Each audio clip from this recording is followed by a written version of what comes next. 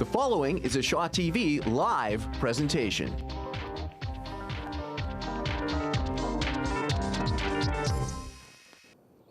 Hello everybody, welcome to the Winnipeg Goldeyes pregame show here on Shaw TV. I'm your host, Mike Valente. The Gary Southshore Railcats face off against your Winnipeg Goldeyes tonight. First pitch is in about 15 minutes time.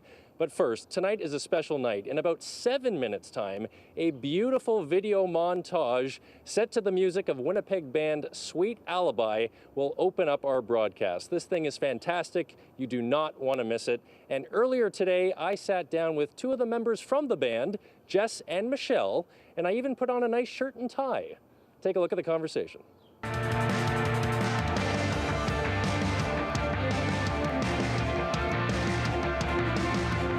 How exciting is this? I am sitting here with one of the finest bands to come out of the city of Winnipeg. Two of the members from Sweet Alibi, Michelle and Jess. We are just minutes away, guys, from seeing Bodacious open up our Goldeyes broadcast, a beautiful musical montage. I think this song really stands out from your latest album, Walking in the Dark. There's so much anticipation in the song. It builds and builds and builds. Jess, tell us about the song and maybe the meaning behind it. Well, it's actually about a bull. A bull? Named Bodacious, who I discovered him on YouTube a couple years back, and I just thought it was really neat because he had a really successful career. He had, I think there was about 8 out of 127 riders that were able to actually stay on for longer than 8 seconds. So. Oh, wow. Yeah, he was kind of famous, and so I just watching his videos, like, you kind of can barely watch them because he is like deadly, literally. Like, he has this thing where when he bucks forward, the riders will fall forward, but then he lifts his head up. So a lot of people got really injured riding him, and there's one guy that actually wore a hockey mask in the ring, thinking he would be safe from the wrath of Bodacious the bull, but he still broke 2 bones in his face. So. We figured he deserved his own song, so that's where the story behind that one is. And knowing the story now, I think the sound of the song actually really makes sense, right? Mm-hmm. Obviously. Speaking of sound, Michelle, you play the banjo, obviously a very distinct twang. When you guys write new music and approach a new album, is that something conscious that you're thinking about, like the sound itself, or do you guys just experiment? Like, what's kind of the process there? It's funny because I learned the banjo after I learned guitar, so it really opened up a lot of, like you said, new sounds and new techniques, and yeah, it made it a lot more free for me to write different things that I wouldn't write on the guitar. But I am trying to write more stuff on the guitar these days, I think. Absolutely. Yeah. I was telling you guys off camera, I'm from Toronto, moved here about a year and a half ago. You guys were one of the first Winnipeg bands that I heard, and just completely fell in love with your music. The first time I saw you was last November for your CD release party at the West End Cultural Center for Walking in the Dark. And there was a really nice moment that I had. I'm gonna fangirl a little bit here, don't mind me, but your song, One Chance, off the latest album. There's a bit of kind of like a jam session to that halfway through the song, right?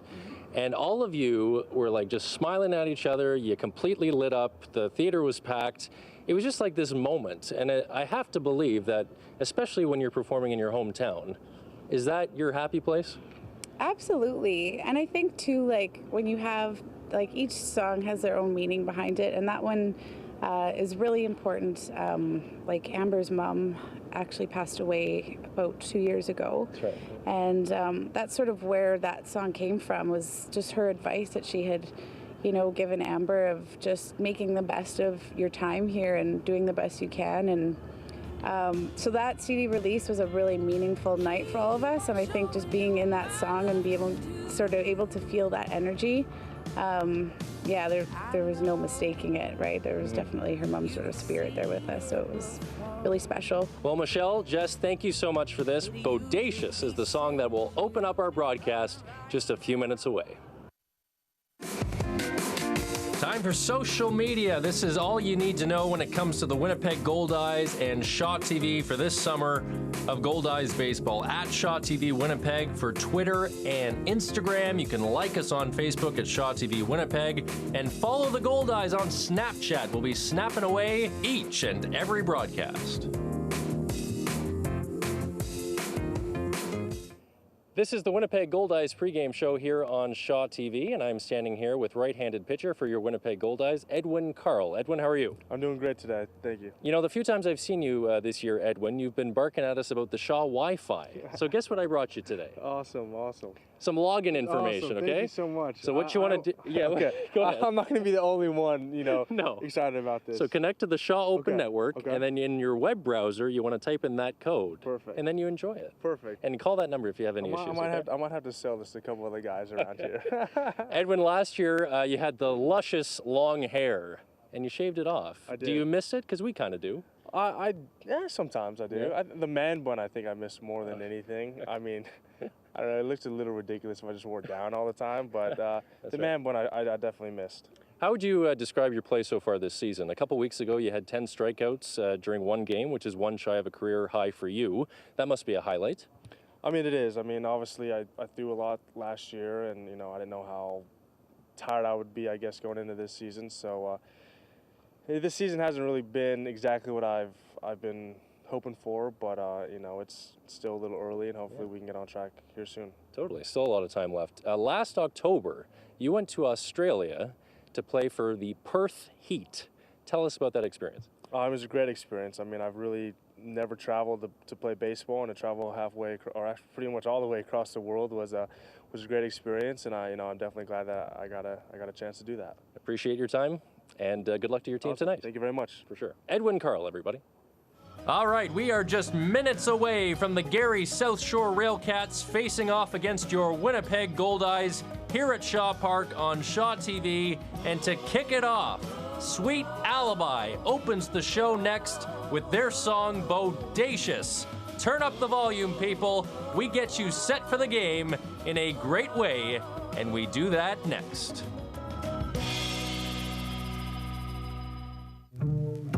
Goldeyes Baseball on Shaw TV is brought to you by Casinos of Winnipeg's 2 locations, Club Regent and McPhillips Station Casinos. CasinosofWinnipeg.com.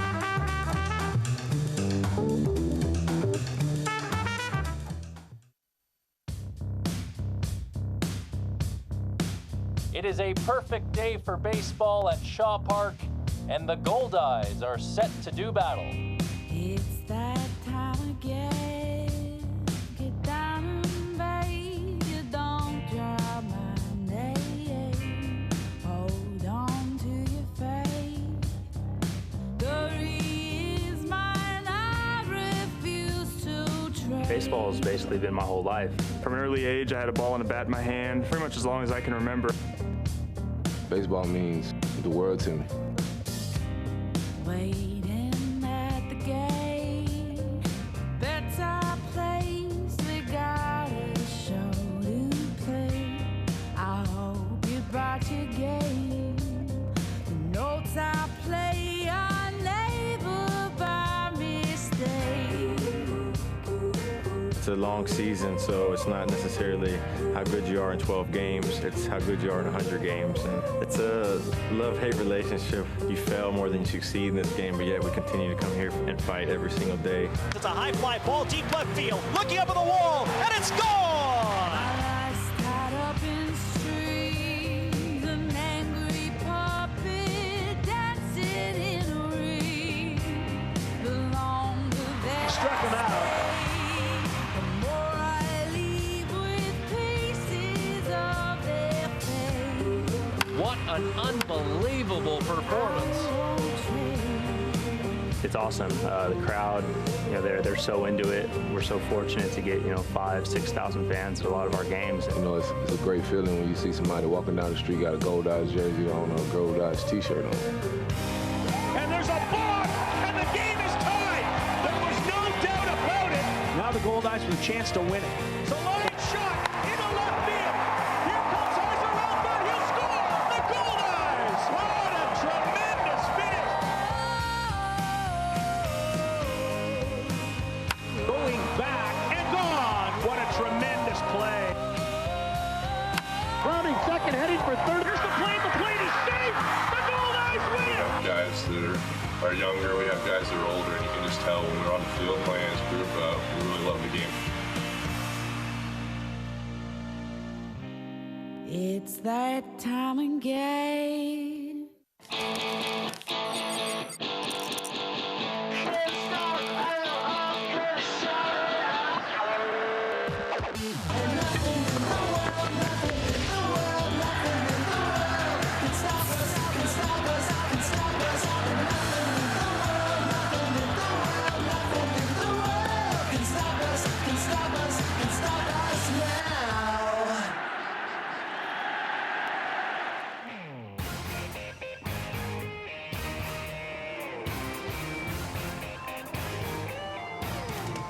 It's that time again. Hello, everybody. Welcome to Casinos of Winnipeg Goldeyes Baseball here on Shaw TV.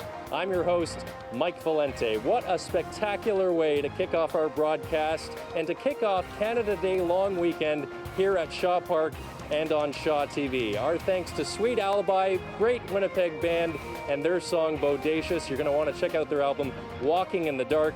It is perfection. I'm being told, though, that we have a baseball game to play. The Gary Southshore Railcats face off against your Winnipeg Goldeyes, and the action begins now. By the dawn's early light, what so proudly we hailed at the twilight's last gleaming, whose broad stripes and bright stars through the perilous fight o'er the ramparts we watched were so gallantly streaming, and the rocket's red glare, the bombs bursting in air, gave proof through the night that our flag was still there. Oh, say does that star-spangled banner yet wave o'er the land of the free and the home of the brave?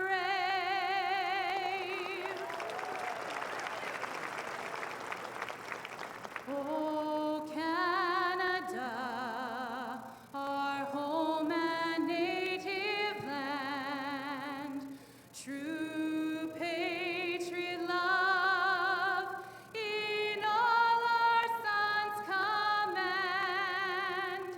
With glowing hearts we see thee rise, the true North strong and free. From far and wide, oh Canada, we stand on guard for thee. God keep our land glorious and free. Oh Canada, we stand on guard for thee. Oh Canada, we stand on guard for thee. Hi, everybody, and welcome to Shaw Park in downtown Winnipeg. Scott Taylor and Ken Weed, glad you could join us. And happy pre-Canada Day to everybody. Canada Day tomorrow. We'll have fireworks here at the ballpark tonight. Nikki Curtin with the national anthems tonight, and the Goldeyes starting defensive lineup is brought to you by Taco Time. 3 locations to serve you in Winnipeg: 23 Marion Street, 2371 Ness Avenue, or 1353 McPhillips. For the Goldeyes tonight, Carlton Tanabe behind the plate. Jake Rogers is at first base. Cassio Grider at second. Michael Gonzalez at shortstop. And Wes Darville, the Canadian, at third base. Ridge Ho'opi'i Haslam is in left field. Josh Romanski in center, replacing Reggie Abercrombie, who's injured. David Rome is in right. Of course, Adam Heisler out of the lineup as well. Ethan Carnes will be the starting pitcher, and Tanner Murphy is the designated hitter. That's the Goldeyes starting defensive alignment, brought to you by Taco Time. 3 locations in Winnipeg to serve you. And tonight's Goldeyes starting pitcher is brought to you by Shaw Free Range TV. Kenny, tell us about Ethan Carnes, the lefty. Ethan Carnes, 6'4", 230-pound lefty from Hoover, Alabama. Scott making his 3rd start with the Goldeyes since being claimed off waivers from the Texas Air Hogs 8th start overall this season, drafted in the 21st round by the New York Yankees in 2013. Fastball 85 to 89, curveball slider change. This will not be an easy night for Ethan Carnes. The Railcats are 7-1 against left-handed starters, hitting .273 with a .398 on base percentage against lefties. That's the Goldeyes starting pitcher Ethan Carnes. Brought to you by Shaw Free Range TV. Download the app today and watch your favorite shows, movies, and live sports anytime, anywhere. Starting lineup for your visiting team, the members of the Gary Southshore Railcats. That's the leadoff man, Albert Davari. Actually, that's Matt Patron. There goes Davari toward first base, or toward the batter's box. Albert Davari, the leadoff man. Matt Patron, bats second, plays left field. Then Brennan Metzger, the center fielder. Tillman Pugh is the right fielder tonight, and he's the cleanup hitter. Frank Martinez bats fifth. Jeremy Hamilton, former Goldeye, plays first base, bats sixth. Jose Gonzalez is the catcher. Randy Santiesteban is the second baseman, and Jared Medeiros is the shortstop. The pitcher tonight, Conrad Wozniak. That's the starting lineup. It's about time for our opening pitches. Ethan Carnes faces Albert Davari, the designated hitter, leading it off. The first pitch is on the corner with a fastball for strike one. Great night for baseball. It's sunny. It was cloudy all day, but it is beautiful right now. Blue sky, not a cloud in that sky. There's strike two right down the middle, and Ethan Carnes opens up with a pair of fastballs on the outside corner. That's all about the command for Mr. Carnes, and he's got a good start here, getting up 0-2. Pitch in the dirt, 1-2 strikes. This is the rubber match of this three-game series. The Goldeyes won last night 2-1. Tremendous pitching performance by Duke von Schaman. They were whipped 8-1 on Tuesday night. Pitch is high, 2-2. That was a big night for former Goldeye Tillman Pugh, who had a pair of home runs. 5 runs batted in. He always enjoyed hitting at this park. Sure did. He was a heck of a ball player. There's a great strikeout for Ethan Carnes to open it up. Tillman Pugh's a heck of a ball player. Never hit what probably thought he would, but he was around 300. He was a pretty good ball player for steady. Winnipeg. So the first strikeout of the night for Ethan Carnes gets the leadoff man Albert Davari, and here comes Matt Patron, the left fielder. I think it was just a matter of Rick Forney looking for a little bit more power from his corner outfield positions, but he was a pretty steady player during his very good brief time here. Yeah. Great guy to be around, too, and he liked it here. Liked playing in this ballpark. Pitch is inside, ball one. Matt Patron is from Mahopik, New York. He's a rookie in this league. Played in Sonoma last year. Pitch is high. 2 balls and no strikes. Mentioned it's the third start since joining the Goldeyes. 0-1 record. Bit of a rough 12.15 ERA and 6 2/3 innings of work. Small sample size, but he'd like to improve those numbers for sure. Pitch low in the outside corner for strike. 2 balls and 1 strike to Patron. He's given up 13 hits, 9 earned runs, walked 3 and struck out 4. Opponents hitting .444 against him as a member of the Goldeyes. Carnes working the corners, doing a real nice job coming inside and outside. That was inside on the corner of the plate for strike 2. It's 2-2. He's from Hoover, Alabama, but lives now in Tomball, Texas, Ethan Carnes. There's a shot foul. Patron protecting the plate, got the barrel on it, but just a little bit late. Went to school at the University of Oklahoma, played for the Sooners. Drafted by the New York Yankees, as I mentioned, back in 2013 in the 21st round. Spent a couple seasons in their organization, reaching high A with Staten Island, I think. There's a line shot right at Wes Darville at third base. Darville didn't even have to move. And quickly 2 away for Ethan Carnes. Speaking of the NCAA, Coastal Carolina wins the College World Series in Omaha today. Indeed. Here we're going to have a quick look at that line shot at Wes Darville. Looked like a curveball. Curveball, yeah. Patron stayed on it pretty well, but as you mentioned, line shot right at Wes Darville, the Canadian third baseman. So 2 away quickly. Here's Brennan Metzger, the center fielder. First pitch is in there for a strike. Metzger from La Jolla, California. Played with Gary last year. 5'11", 185. In this series, he was 1 for 5 with a run scored on Tuesday and 2 for 4 last night. Pretty dangerous hitter, Brennan Metzger. Pitch is high and outside, 1-1. Metzger is the leading hitter on this ball club at 288. A lot of turnover again with this Railcats team. Spoke with longtime manager Greg Taggart before the game. He chose to go a little bit younger this year after things didn't work out last year. Another pitch on the corner. Good command, you're right, for Ethan Carnes early in this ballgame. It's been something that sort of plagued him a bit since joining the Goldeyes. Mentioned claimed off waivers from the Texas Airhogs June 14th. 1 ball and 2 strikes to Metzger. Carnes delivers. It's a ground ball to Gonzalez at short. Handles it easily, flips to Rogers, and that'll do it. 3 up, 3 down for the Gary Southshore Railcats here in the first inning. As you look at Ethan Carnes. It's Gary nothing, Winnipeg coming to bat. You're watching Casinos of Winnipeg Goldeyes Baseball live on Shaw TV.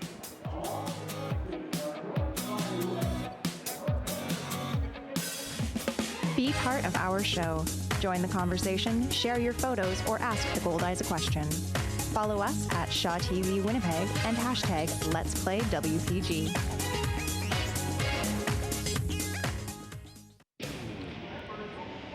Welcome back to the ballpark. Scott Taylor and Kenny Weeb from the Winnipeg Sun. The Gary Southshore Railcats starting defensive alignment is brought to you by Taco Time. 3 locations right here in Winnipeg. 23 Marion Street, 2371 Ness, or 1353 McPhillips. Jose Gonzalez is behind the plate. Jeremy Hamilton, former Goldeye at first base. Randy Santiesteban is at second. Jared Medeiros is the shortstop, and Frankie Martinez plays third. Matt Patrone is in left. Brennan Metzger in center, and former Goldeye Tillman Pugh is in right. Conrad Wozniak is the starting pitcher, and of course Albert Davari, who struck out to open the game, is the designated hitter. The Gary Southshore Railcats starting defensive alignment brought to you by Taco Time, with 3 locations in Winnipeg to serve you. Tonight's Winnipeg Goldeyes starting pitcher is brought to you by Shaw Free Range TV. I am not correct. This is the Gary Southshore Railcats starting pitcher. Tell us about the starter, big Conrad Wozniak. Well, Wozniak making his professional debut today, Scott. He's going to feature a mid-80s fastball, and according to Greg Taggart's scouting report, has a good command of his secondary pitches. Just wrapped up his college career at the University of Maryland at Baltimore County. We don't know a lot about him. We know that the Railcats had a visa issue with the scheduled starter. It's essentially a 1-game tryout for Mr. Wozniak, and we'll see how he does. Conrad Wozniak, your starting pitcher, brought to you by Shaw Free Range TV. Download the app today. Watch your favorite shows, movies, and live sports anytime, anywhere. Here's the Goldeyes starting lineup. Michael Gonzalez with 2 players injured. Reggie Abercrombie and Adam Heisler, 2 of the better hitters on this club. They're scraping a little bit. Michael Gonzalez will lead it off, then Wes Darville and David Rome. That's pretty obvious. Josh Romanski, usually about a 5th or 6th hitter, will hit cleanup. Jake Rogers will stay in his 5 spot. Cassio Grider will move up to 6. Ridge O'P.E. Haslam will bat 7th. Tanner Murphy will hit 8th, and Carlton Tanabe, the catcher, will bat 9. First pitch to Gonzalez is in there for strike 1. Conrad Wozniak has one of those names where he should be playing for the Lethbridge Hurricanes in the Western Hockey. Well, he's got the frame to be a big punishing defenseman right there. Yeah, big guy. University of Maryland, Baltimore County. 1-1 the count. That's on the corner. 1 ball and 2 strikes. Off-speed pitch from Wozniak.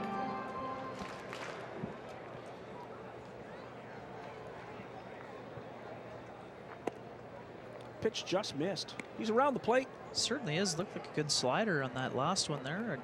All about keeping the emotions under control for the youngster.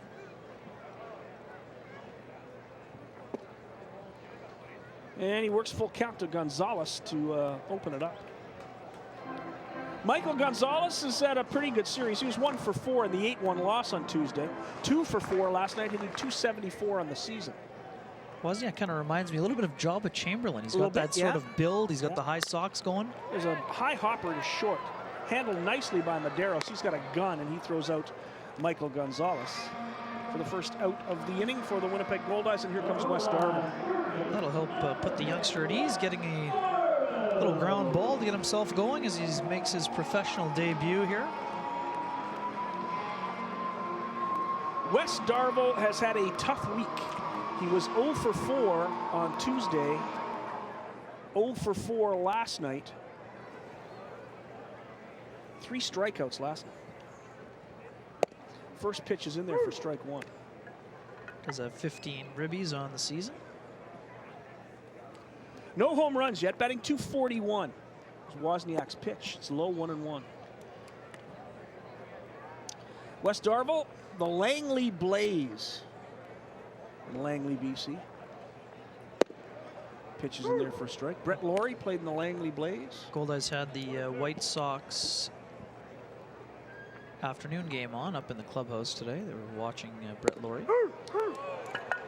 Darville goes down looking, and Wozniak looks pretty sharp through his first 2 hitters. Sure does. He sure has good command of the slider so far, getting it up there around 82. He's throwing strikes. He's pretty composed. Yep. So far, obviously, it's early, but he's doing a good job of getting ahead in the count. Good compact windup. Good slider at the knees, maybe below the knee, but close, crossed at the knees. Well, he's given the low strike to everybody. The home plate umpire tonight is Taylor Payne. First base umpire is Tim Kramer, and at third base is Cody Lowe. 1 ball and 1 strike to David Rome. Boy, has this guy been hitting. 13 consecutive games, his hitting streak. The leading hitter in the American Association at .392. It's been an impressive start to the season. Game 40 right now for the Goldeyes. He started the year on a 10-game hitting streak, and he's currently on a 13-game hitting streak. Flirting with 400. Pretty good start to the campaign. There's a line shot right at Medeiros. He never had to move. Boy, Rome has hit a number right on the nose, right at people. What could have been? So a line out ends the inning. Nothing across for the Goldeyes. No runs, no hits, no errors, and of course nobody left on base. Conrad Wozniak with a good first inning. It's 0-0. You're watching Casinos of Winnipeg Goldeyes baseball right here from downtown Shaw Park on Shaw TV.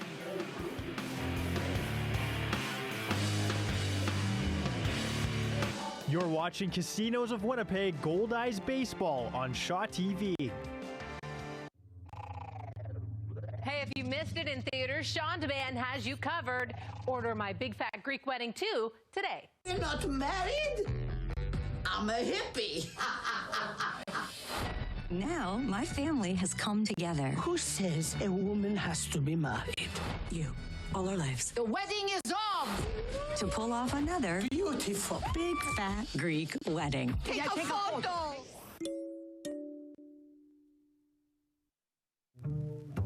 Goldeyes Baseball on Shaw TV is brought to you by Casinos of Winnipeg's 2 locations, Club Regent and McPhillips Station Casinos. CasinosofWinnipeg.com.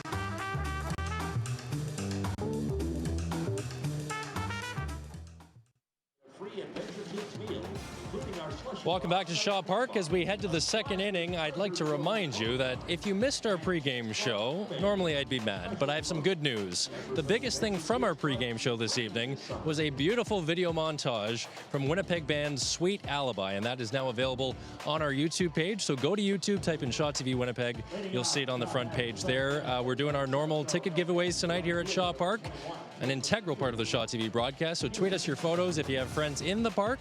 Use the hashtag Let's Play WPG, and we'll have a trivia question for our viewers at home. Scott and Ken, back up to you. Thank you, Mike Valente, and welcome back to the ballpark. We'll see the cleanup hitter, Tillman Pugh, leading it off for the Gary Southshore Railcats, and tonight's cleanup hitter is brought to you by Multi-Material Stewardship of Manitoba. Did you know that Manitobans produce nearly 85 metric tons of residential recycled material each year? That's enough to fill Shaw Park more than 10 feet high. When each person pitches in to help make our community greener, everybody wins. Visit simplyrecycle.ca to learn what you can recycle. So Carnes misses with his first pitch to Tillman Pugh.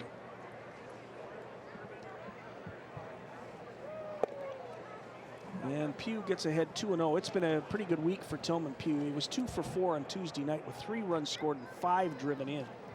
0 for 4 yesterday in a 2-1 ball game.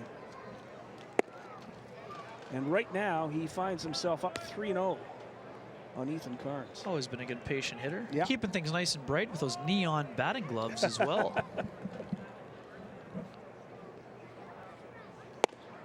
That pitch is right down the middle at 80 miles an hour. Tillman Pugh is from Oakland, California. 6 foot, 200 pounds. 27 years old. There's Carnes' pitch, and there's a ground ball to Gonzalez at short. A couple of hops.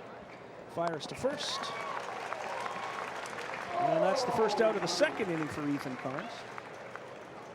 Talked about the command issues.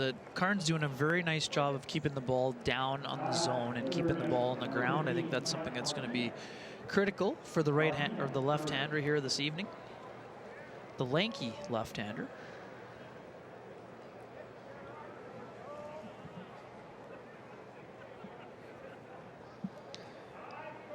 That'll bring up Frankie Martinez. First pitch to Martinez is low. He's the third baseman.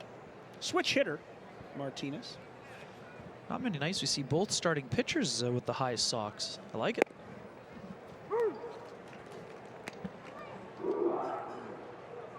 One and one to Martinez. From Santo Domingo, Dominican Republic. Played in Sioux Falls last year. He's a veteran in this league. Swing and a miss. 1 ball and 2 strikes as Carnes gets ahead. Martinez, 6'1", 195. He is 30 years old. He'll be 31 in July. There's the one hopper handled by Tanabe. Carlton Tanabe hit a home run in his road trip. Off a former big leaguer, no less. Yes, yes. Speaking with Tanabe before the game today, he said he was having a good run of luck going to right field. He said he was trying to go to right field on that one as well, and he just pulled it out of the yard. Ethan Carnes gets Martinez on strike, second strikeout of the game for the Goldeyes starter, second out of the inning, and here comes Jeremy Hamilton. So you mentioned the concern about consistency with Ethan Carnes and his command. So far, so good for Rick Forney. Oh, no question about that, and doing a nice job keeping the ball down, moving it in and out. Keeping the hitters off balance. We would not call Carnes overpowering by any stretch in the mid to high 80s, but he's doing a nice job of moving the ball in and out and up and down. Right down the middle, and it's a ground ball to Cassio Grider. Bat breaks. Hamilton is thrown out, and another quick inning for Ethan Carnes. He's retired the first 6 batters he's faced. We'll go to the bottom of the second. Score remains 0-0. It's Casinos of Winnipeg Goldeyes Baseball. Scott Taylor, Ken Weed, glad you could join us live on Shaw TV.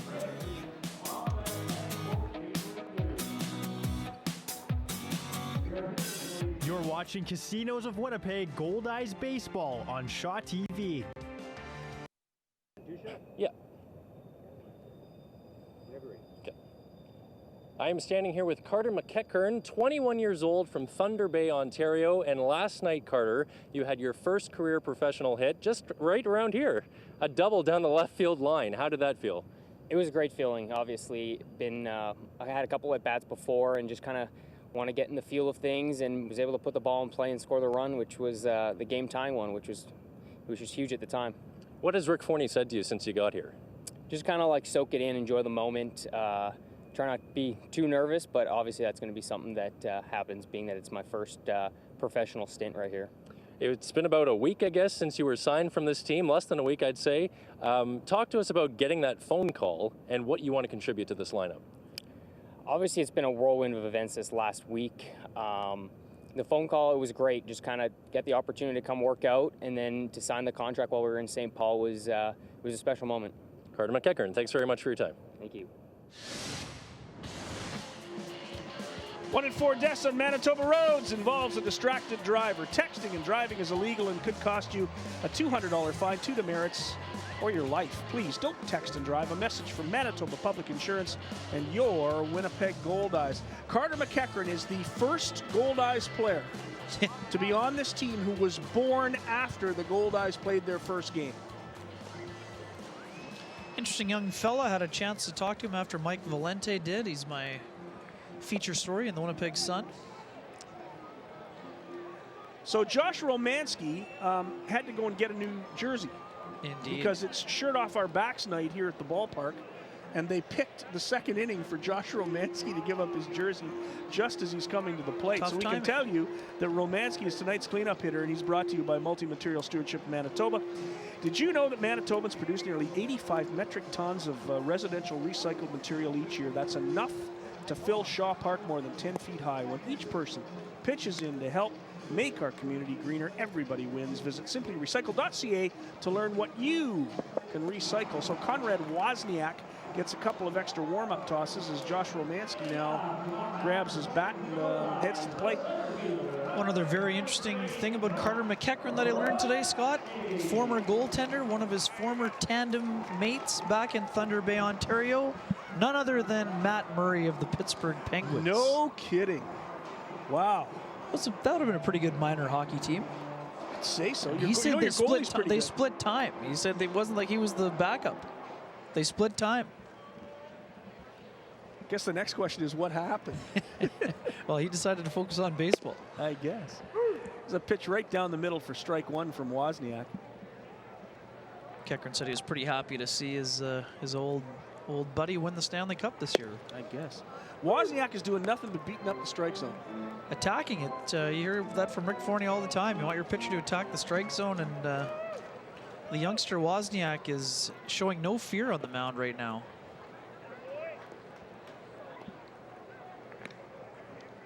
One ball and 2 strikes to Josh Romanski. Trusting his catcher, Jose Gonzalez, and really doing a nice job working the slider. There's a pop-up. Jeremy Hamilton, the first baseman, into foul territory, and he handles it for the first out.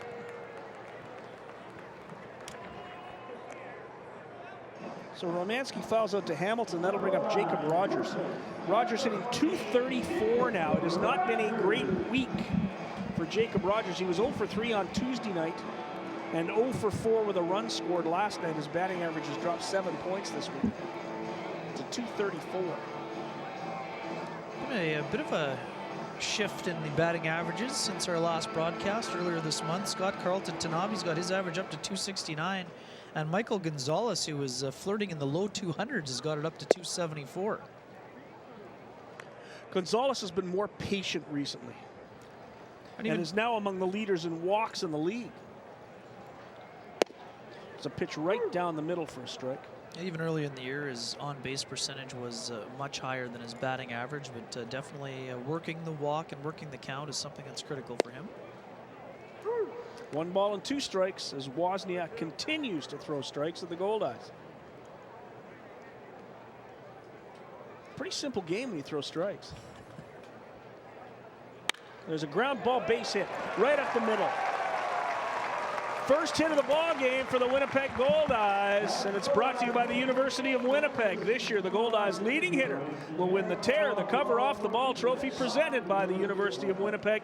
Right now, the current leader is also the leading hitter in the American Association, David Rome, batting .390. Wow.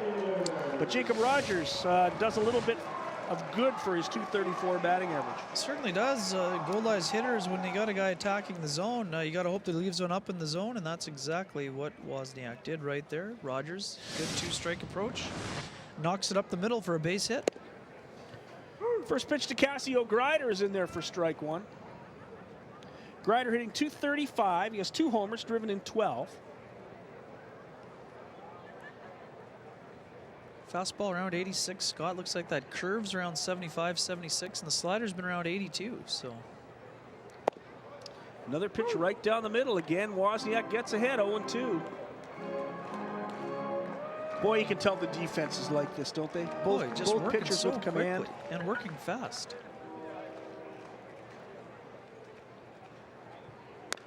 There's a chopper foul. That was that curveball again. Looping curve, that one down to 69. Much better variation there when you got the fastball at 86 and the curve at 69. 2 strikes to Cassio Greider. Rogers, pretty good lead at first. Here's the pitch. Swing and a miss. He struck him out. Second strikeout of the night for Conrad Wozniak.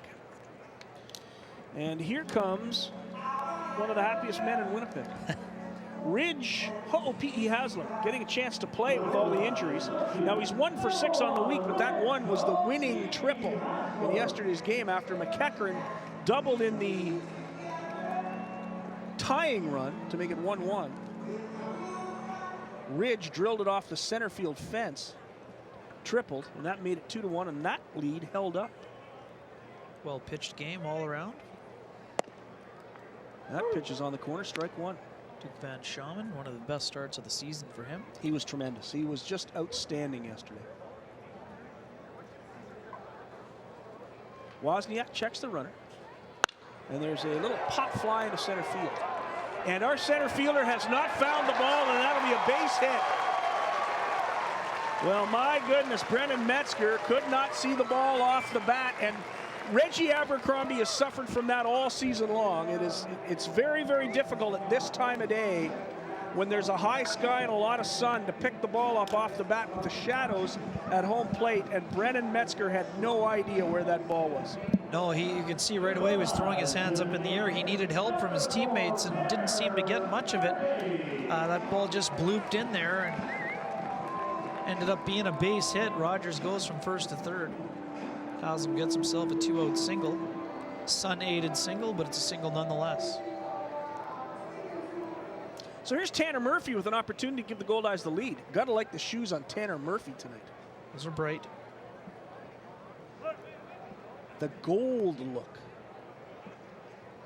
Tanner Murphy, the designated hitter. First pitch is in there for strike one. Runners on the corners now on a base hit by Ridge O'P.E. Haslam. Rogers at third.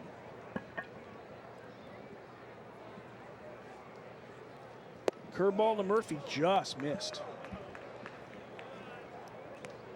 Squeezed Wozniak just a little bit. 1-1, the count to Murphy. Murphy comes in hitting .238. He has a home run and 8 driven in. There's a little flare foul, and Frank Martinez couldn't get to it. Good effort by Martinez. Yeah, good hustle. Against the left-hander, he was playing him off the line a bit, just couldn't quite get there to make the grab. If he stays alive with 2 strikes and 2 out here. But once again, Wozniak gets ahead, 1-2. Pretty simple formula so far for the youngster. Doing exactly what you need to do and for a guy in his situation. Pitch misses, 2-2. The Goldeyes this season have been pretty good with 2 out.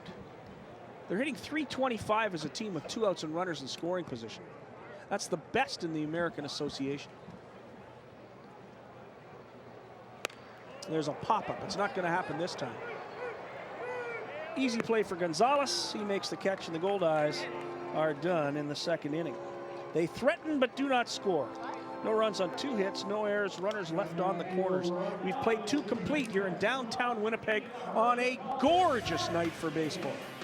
It's Gary nothing, Winnipeg nothing. This is Casinos of Winnipeg, Goldeyes Baseball on Shaw TV.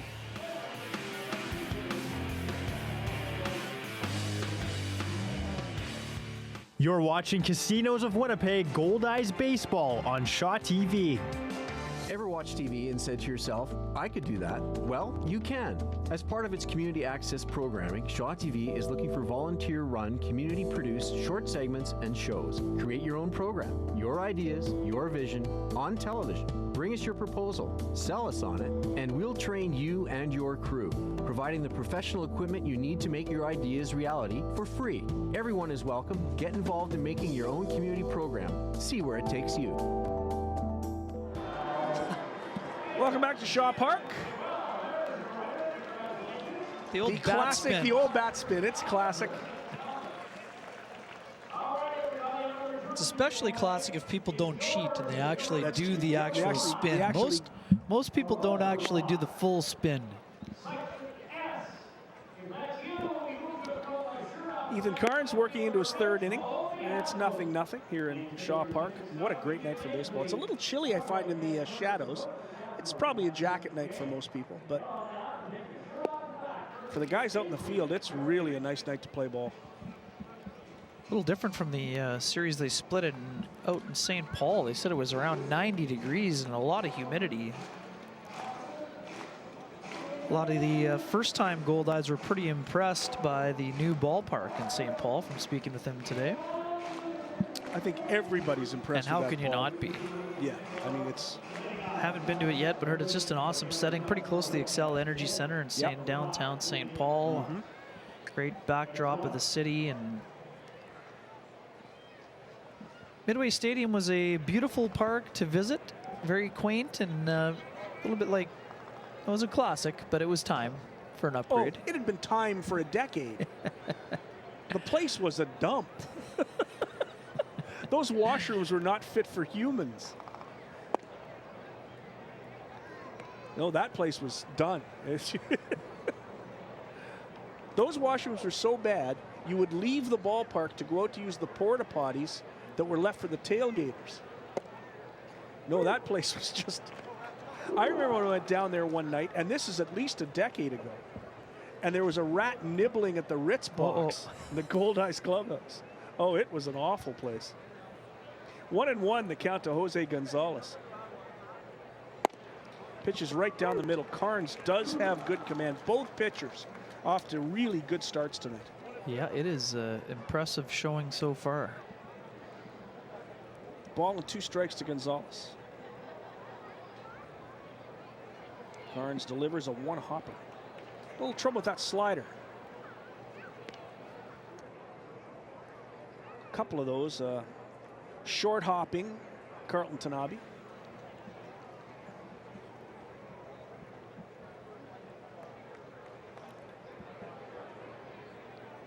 Two and 2, the count to Jose Gonzalez. Pitch by Carnes, a ground ball in the hole. Michael Gonzalez goes over to get it, but he won't be able to make a play. It'll be an infield single for Jose Gonzalez. Good effort by Michael Gonzalez. Yeah, it looked like Carnes was trying to fool him. He was digging in the glove to maybe make the batter think he was going to the curve again, and tried to sneak an 84-mile-an-hour fastball by him, and he couldn't. Wasn't hit very hard particularly, but right in the hole. Deep in the hole. Smart job by Michael Gonzalez just to eat it. Even with a not quite fleet of foot catcher, it was probably the best idea not to risk throwing it away.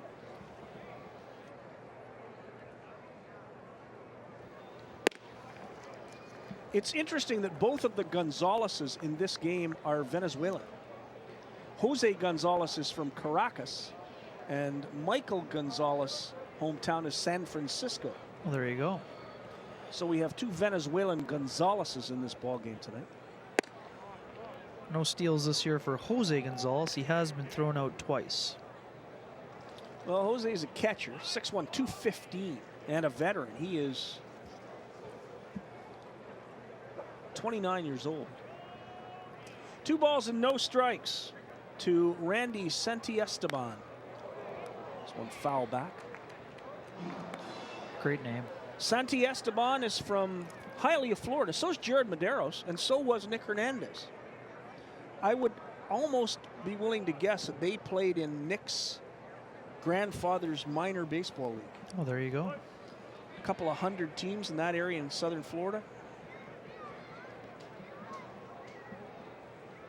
The pitch to Santiesteban hits him. So Carnes, a little rattle giving up that base hit, hits Santiesteban, the number 8 hitter in the lineup, and that puts 2 runners on with nobody out, and will bring up Jared Medeiros. Yeah, fastball tried to run it in on the number 8 hitter. We're going to have a better look at it here. It's just a fastball. Tanabe wants it down. No, it's a slider. It was a slider. Hit him on the torso. Goldeyes want to work out the bunt defense here with the number 9 hitter. I think Carnes is probably telling Darvill, stay at third base. With a left-handed pitcher, that's your first thought. It's an easier turn to third base than it is to first. So if Carnes can make the play, he's probably going to try to make the play. Darvill is not way in. He's in, but not to the grass. Now he moves up. Carnes takes a look at Gonzalez at second base. I think Carnes also was going to see if the batter was going to show the bunt early there. I think that's why he stepped off the back.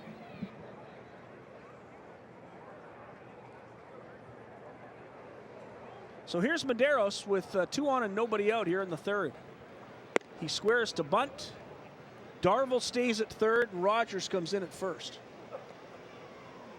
Standard 31 defense here. Yep. First baseman going to charge, be responsible for anything on the first base side, and Carnes will play anything to his right. And if it's short, Tanabe will obviously try to play it if he can. Grider 1 ball will, and no strikes to Medeiros. Sorry, Kenny. Grider will have to get over to first base to cover. And that goes to Carnes, and there's nobody at third. They had the play, and Gonzalez was dead to rights if Darvill stays at third base. They get Medeiros. It'll be a sacrifice bunt, 1-4. The pitcher to the second baseman. But both runners move up 90 feet because Darvill came in and didn't stay at third base. Good sacrifice. I have to think that Darvill thought he could catch because of the way the ball came off the bat, that he thought he might be able to catch the pop-up in the air, just maybe because of the sound. Otherwise, you'd expect Darvill to hold his position and Goldeyes try to get the force at third and eliminate the lead runner for sure. That was tailor-made for Carnes to make the play at third base. And he looked at third and saw Darvill right beside him and then turned and fired a strike to Cassio Grider at first. So here comes Albert Davari, the designated hitter and leadoff man, with runners at second and third and just 1 away. The Goldeyes will give up the run to get the out. Good execution by the Railcats, something that Greg Taggart prides his team on, are the fundamentals, executing the fundamentals of baseball, getting the runner, get him on, get him over, get him in. See if they can get him in. Carnes' pitch is low. 2 balls and no strikes now to Davari. Let's have a look at that bunt again, Scott, here. He squares a bit late, as you can see, and the fact, it wasn't popped at all, no. Darvill should have held his position, I think. Yeah, you've got Gonzalez easily at third base. You might even have a double play if Darvill's with his gun at third. Wow. Darvill also must have thought it was past the pitcher. Otherwise he probably holds his position. 2 balls and 1 strike to Davari.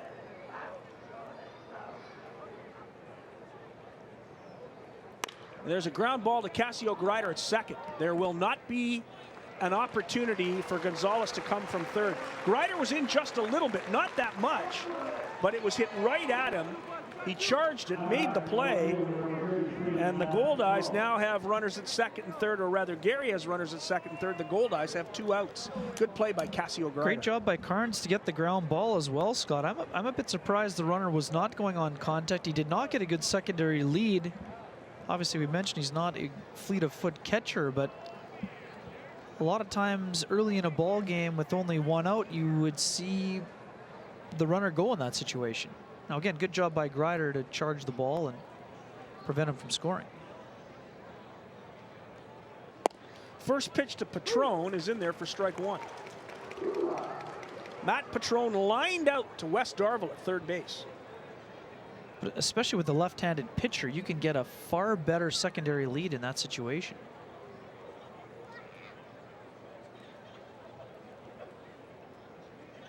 One strike to Patron. It's a pitch by Carnes in the dirt. 1-1.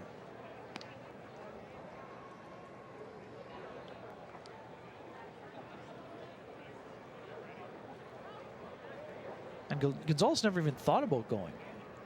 No, he saw where Grider was, and that Grider would have had an easy play on at the plate. There's a little flare the other way, foul. 1 ball and 2 strikes now to Matt Patron. Medeiros is on second. Gonzalez is on third. Correct that. Santi Esteban is on second. He was hit.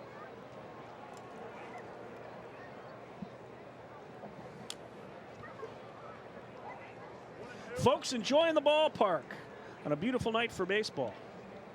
Goldeyes in a bit of a jam, but Carnes with an opportunity to now to wiggle off this hook. 1 ball and 2 strikes to Matt Patron. Sliders low. 2-2. The count to the Gary left fielder. Carnes' arm should be pretty fresh here, Scott. Limited to just an inning and 2/3 in that 12-11 loss to the St. Paul Saints in his last outing. 2-2. The count to Patron. Here's the pitch by Carnes. There's a foul ball. You're not parked over there, are you? Not tonight, luckily. Oh, better get Mako. Mako Collision Repair and Auto Painting, Canada's Body Shop at 983 Wall Street.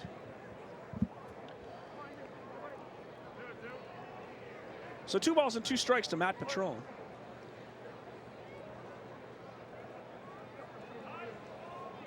Runners at second, third, 2 out. Here's the pitch by Carnes, and he hits it. He lost another one. He's hit 2 batters in this inning, and he loads the bases. Command had been so good in the first 2 innings here, Scott, and things just seem to be going a little bit awry for the left-hander.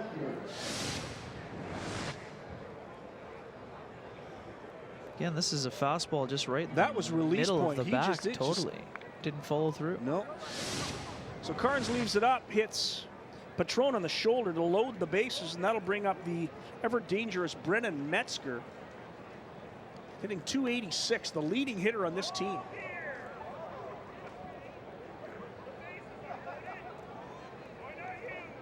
Here's Carnes' pitch, and that's high, ball 1.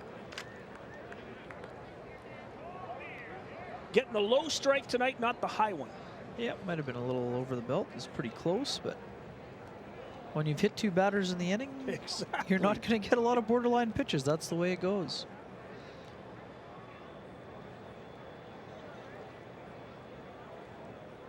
Carnes delivers. It's fouled back behind us, out on the Pioneer.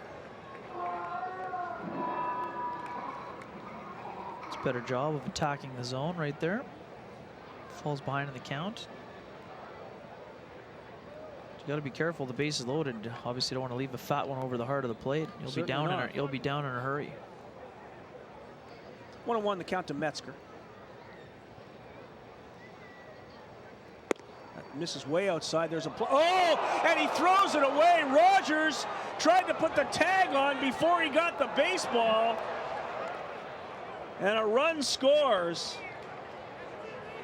Either Rogers didn't see it or he tried to put the tag down too soon. It'll be an error to the catcher, Tanabe. A tough error for Tanabe.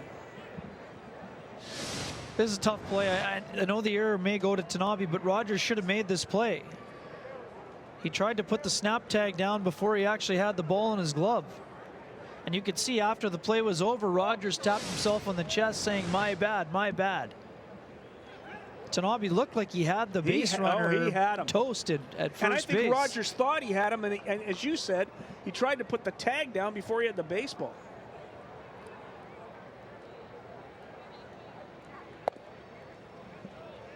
That pitch misses, and it's 3-1. If there was a break, it was how quickly David Rome got to the baseball in right field to hold Gary to just 1 run. And I'm not sure if the base runner slipped or the third base coach told him to stop, because he had a full fall at third base after the play. That was very bizarre. It was almost like he was trying to hold him and he was already committed to going by the bag, and he slid even though he was just a step or 2 around third. It was a bit of a bizarre play at third. Well, the whole play was bizarre because Tanabe threw a strike. Absolutely. It was right at the bag. It's not like it was off target. It was right on line. A strike. And again, that when your pitcher is struggling and you have a catcher with an arm like Tanabe, that would have been a way to get him out of the inning. Instead, the Goldeyes are down 1-0, and it's a full count here.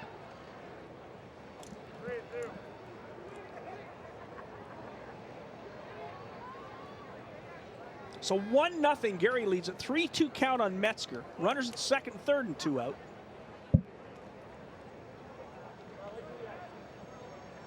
There's the pitch. Line foul. Right out onto the patio. Yep, souvenir snack time. What a great place to watch a ball game. It is so much fun down there. Lots going on, and always a conversation with the bullpen. Oh, yeah. You can have a long conversation with the visiting bullpen. Good lids. Great place to watch baseball.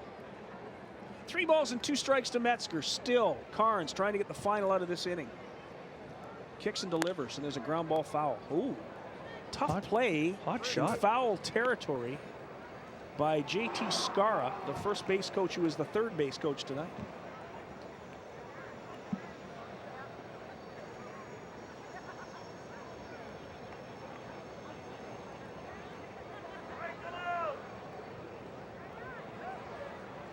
The count remains. The runners will be off on this pitch. There they go, and there's one ground foul again. So Metzger stays alive. It's a tough time of day for the batter, Scott. The pitcher's still in a bit of a sliver of the sunshine and pitching into the shade, if you will. It's a bit of a tough spot for the hitter right now.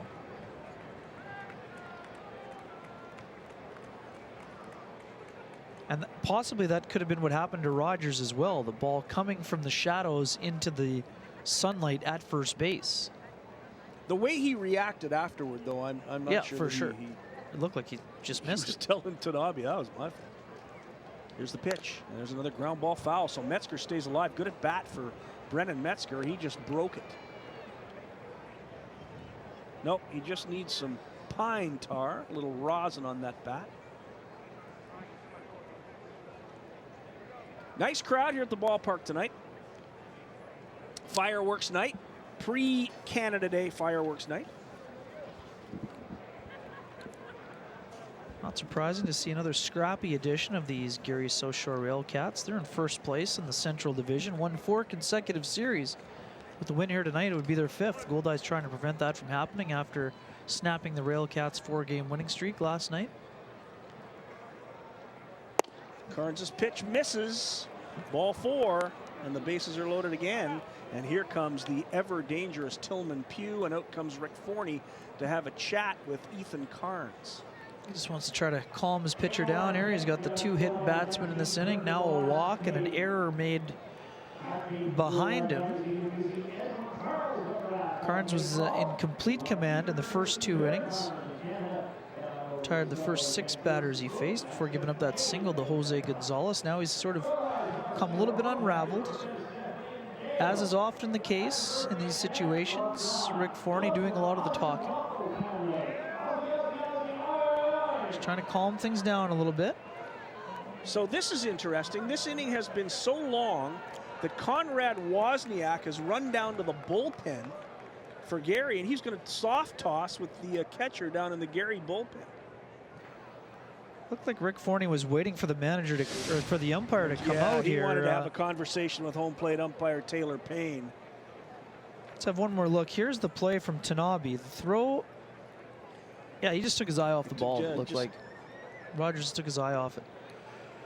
Rick Forney started that conversation with his pitcher, but he definitely waited until the umpire to come out there, feeling as though his left-handed starter was getting squeezed a little bit, I believe. Especially with that last pitch. I think Rick thought that was a strike. And here comes Tillman Pugh with the bases loaded. Pugh has 2 home runs in this series, both on Tuesday night in that 8-1 victory. Here's Carnes' pitch, and it's in the dirt for ball 1. No place to put Tillman Pugh.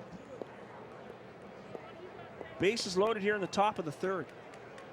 It's not often that you see the starting pitcher for the opposing team in a long inning for your club head down to the bullpen to throw. Yeah, not in the 3rd inning, but it's his first professional start. Probably hasn't worked in a while.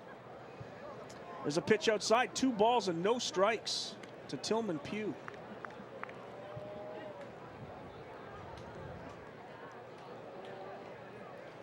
Ethan Carnes in a jam. He's allowed an unearned run. The run was scored on an error. But now he has the bases loaded with 2 out. Here's the pitch to Pugh, and there's a ground ball to Gonzalez at short. He handles it, gets it to Greider, and that'll do it. Out on the fielder's choice is Brennan Metzger and at second base. And Carnes gets Tillman Pugh. They get a run on just 1 hit. There were 2 hit batsmen. There was an error. And 3 left. Wow. An interesting inning for only 1 run. Carlton Tanabe having a conversation with Rick Forney. Gary leads at 1-0. This is Casinos of Winnipeg Goldeyes Baseball live on Shaw TV.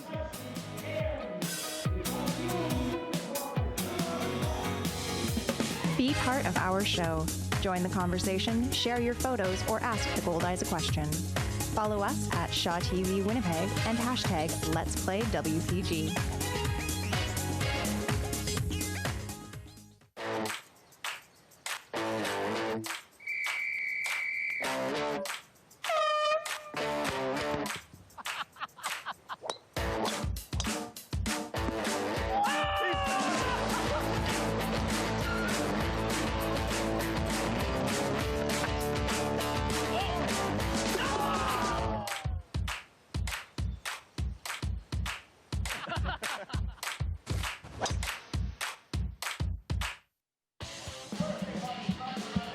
Chiropractors in Manitoba are passionate about the services they provide.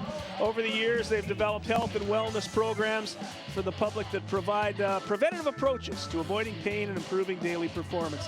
One of those programs, Straighten Up Manitoba, which we do right here at the ballpark, will help improve posture, stabilize core muscle groups, enhance health, and prevent problems with your spine. Complete the exercises when you have 3 or 4 free minutes anytime during your day. Let's go down to the crowd and find Mike Valente. Mike. Thank you very much, Scott and Ken. As we head to the bottom of the third inning, it is 1-0 for the Railcats. We want to remind our home viewers watching on Shaw TV Channel 9 tonight that we have a great opportunity for you to win a pair of tickets to a Goldeyes home game. And here is the trivia question now. Coming into tonight's game, David Rome, current player, leads the American Association with a .392 batting average here on the Goldeyes. Who holds the Goldeyes single-season team record with a .373 average from 1995? If you know the answer, tweet us at Shaw TV Winnipeg. Use the hashtag #Let'sPlayWPG for your chance to win. We'll have more in a bit. Back to you guys. Thank you very much, Mike Valente. There's a line shot the opposite way. If that gets down, it's off the wall, and Carlton Tanabe is going to have 2. A double for Carlton Tanabe to lead off this bottom of the third, and that helps a Goldeyes team that's trailing 1-0 in this ball game. But Tanabe went with the pitch, hit it the other way. Tillman Pugh couldn't get to it, and it's a double. Yeah, great piece of hitting. We talked about it earlier, Scott, but when Tanabe's in the zone, he's going the other way. Got a pitch away, went with it, drilled it into the right field corner for a double, leading off the inning, getting himself immediately into scoring position. Talked about how Wozniak had that really long inning of waiting, left a pitch up in the zone, and Tanabe crushed it. So a double for Tanabe, that'll bring up Michael Gonzalez. With a runner at second and nobody out. Gonzalez squares to bunt, pulls it back. Ball 1. Wozniak appeared in 12 games for the Retrievers this year. 1.48 earned run average, Scott. 56 strikeouts in 73 innings. Pretty good job in college here this year. The Baltimore County Retrievers. That's a I great. like it. Yeah, I like it also. He studied chemical engineering, so he's a smart guy, obviously. 1-1 strike to Gonzalez. Pitch is just inside. Wozniak thought he had a strike. 2-1 strike. Martinez is in a bit at third base. Jeremy Hamilton playing way in at first. They're going to try to cut this bunt off if once again Gonzalez squares. He doesn't. That pitch is low, 3-1.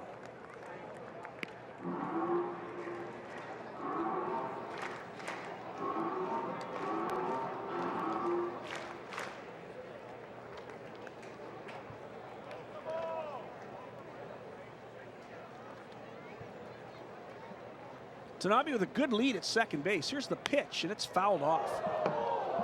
Off the glass. Look out. In Suite 24. That ERA of 1.48 left him 10th in the NCAA Division I. It's pretty impressive. Absolutely. Gave up 64 hits in the year. Only 13 extra base hits, all doubles, no homers allowed. 3-2 the count. There's a ground ball broken back. Handled by Medeiros. Gonzalez almost beat it out. Good effort by Gonzalez down the line. Going on to third base is Tanabe. Good heads-up base running. Normally, if the ball's hit to the left side, you wouldn't be going, but on a slow roller, if you get a good jump, you can advance second to third, and that's exactly what Tanabe did.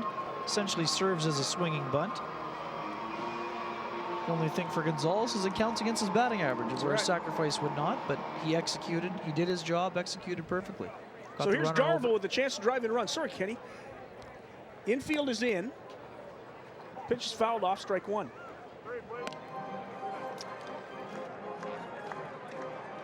So after last night's 2-1 ball game, Greg Taggart, the manager, and Gary, figuring this is probably going to be a close one, has pulled his infield in here in the third inning against West Darvel.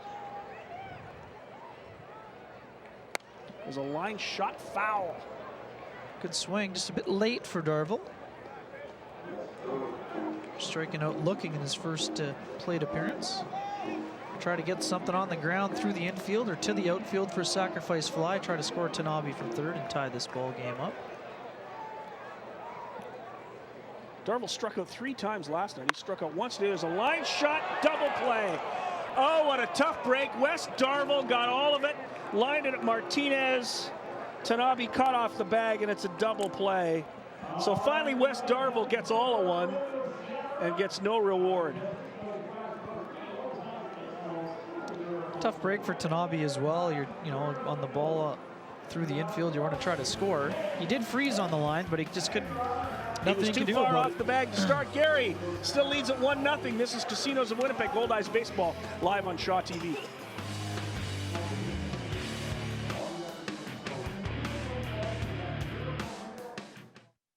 You're watching Casinos of Winnipeg Goldeyes baseball on Shaw TV. We are back here at Shaw Park. I'm standing here with manager of your Winnipeg Goldeyes, Rick Forney. Rick, last night, Carter McEachern, 21-year-old kid from Thunder Bay, Ontario, records his first ever professional hit. Your thoughts on this kid?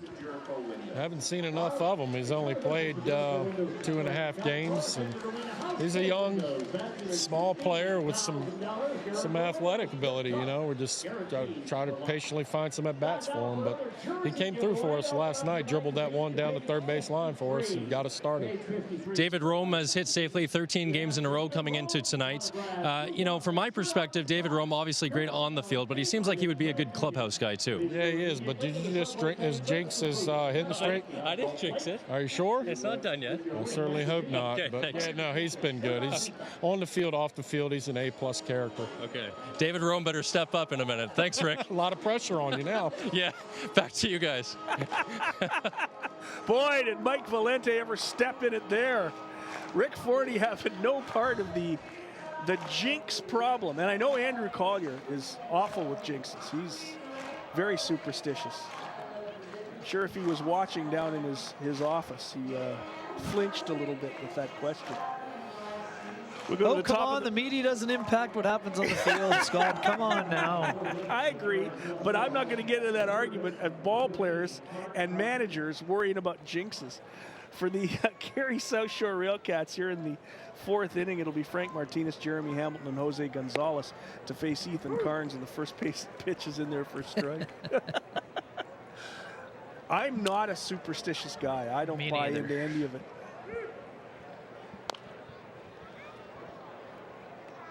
However, many folks are. Yeah, a lot of people.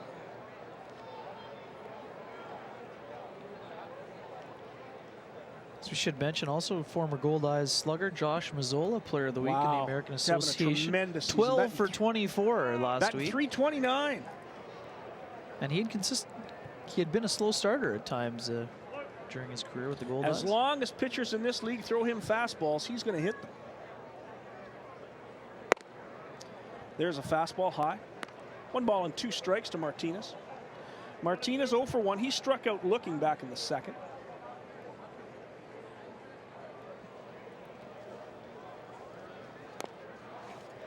It's amazing to me, speaking of jinxes and superstitions, how many times a guy making a big play to end an inning ends up being the leadoff hitter the next inning. For sure. Frank Martinez, of course, who made a real good play, an unassisted double play to end the inning. And is the leadoff hitter here in the 4th. 1-2 the count to Martinez. Here's the pitch by Carnes. It's grounded back up the middle. Carnes knocks it down, picks it up, flips it to Rogers. Good job by Ethan Carnes to stay with that one. And Martinez is the first out of the 4th inning. Good effort all around. Carnes having a little chuckle. Had a long inning out on the mound. Gets the leadoff guy to hit a hard ground ball right back to him. Have another look at it. Doing a nice job of fielding his position well. High hopper. That's where that 6'4" height helped him out there. Good underhand flip to Jacob Rogers for the out. So 1 out. Here's Jeremy Hamilton. Played for the Goldeyes in 2010. Hamilton from Cincinnati. The cousin of former Goldeyes third baseman Vince Harrison. Vince Harrison had a number of good years here. Pitch just misses. 2 balls and no strikes. Carnes not happy with that call. Goes for a little walk, grabs the rosin bag. One of the reasons I mentioned Mazzola earlier, other than his solid week, Greg Taggart was mentioning before the game that since 2014, his club has also made a lot of tough decisions in terms of players that they've either released or traded elsewhere, similar to what the Goldeyes decided in not bringing back Josh Mazzola because of financial reasons, and trading Luis Allen so they could turn the catcher's position over to a younger player like Carlton Tanabe. He said, you know, a lot of teams that have had success and sustained success have had good core players for a long time. Ground ball to Gonzalez. It's short and long. Throw to first. Nice throw by Gonzalez. And they get Hamilton for the second out here in the 4th, and that'll bring up Jose Gonzalez. Michael Gonzalez just doing an excellent job of fielding his position. You're going to see another example here. I know that on one of our broadcasts he had the tough day with the errors the last time we saw him, but he's a very smooth fielding shortstop, real strong arm. He made a really tough play look routine right there, throwing across his body, going into the hole, making a strong throw across the diamond for the second out of the inning. That's a long throw. I just can't imagine I used to do that easily years ago. Now it's about a 7 hopper to first from where he threw that. Boy, it's a long way. Get out and got some batting practice this week. Always a good thing. That was good fun. Facing Carlton Tanabe, Cassio Grider.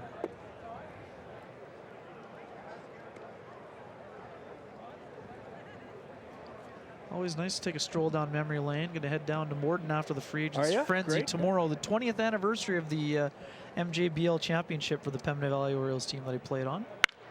There is a fly ball to right field. David Rome going over to the corner. That is going to get into the work area of Don Ferguson, the groundskeeper, here at Shaw Park. I can tell you, it doesn't feel like 20 years ago. I know. It's like forever ago, isn't it?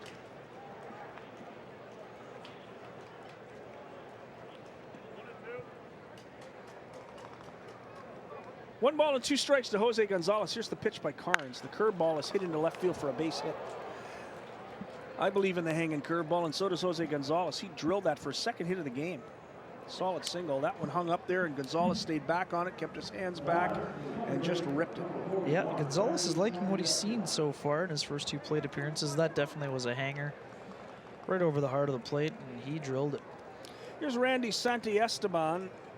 He was hit on the left buttock in his first trip to the plate. Ended up being stranded at third base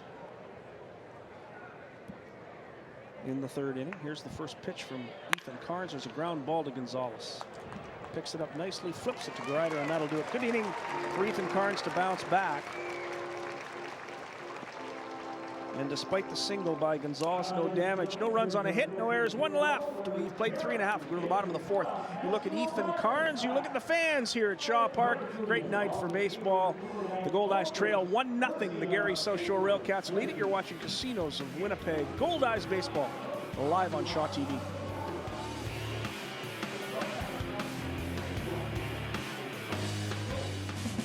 Be part of our show.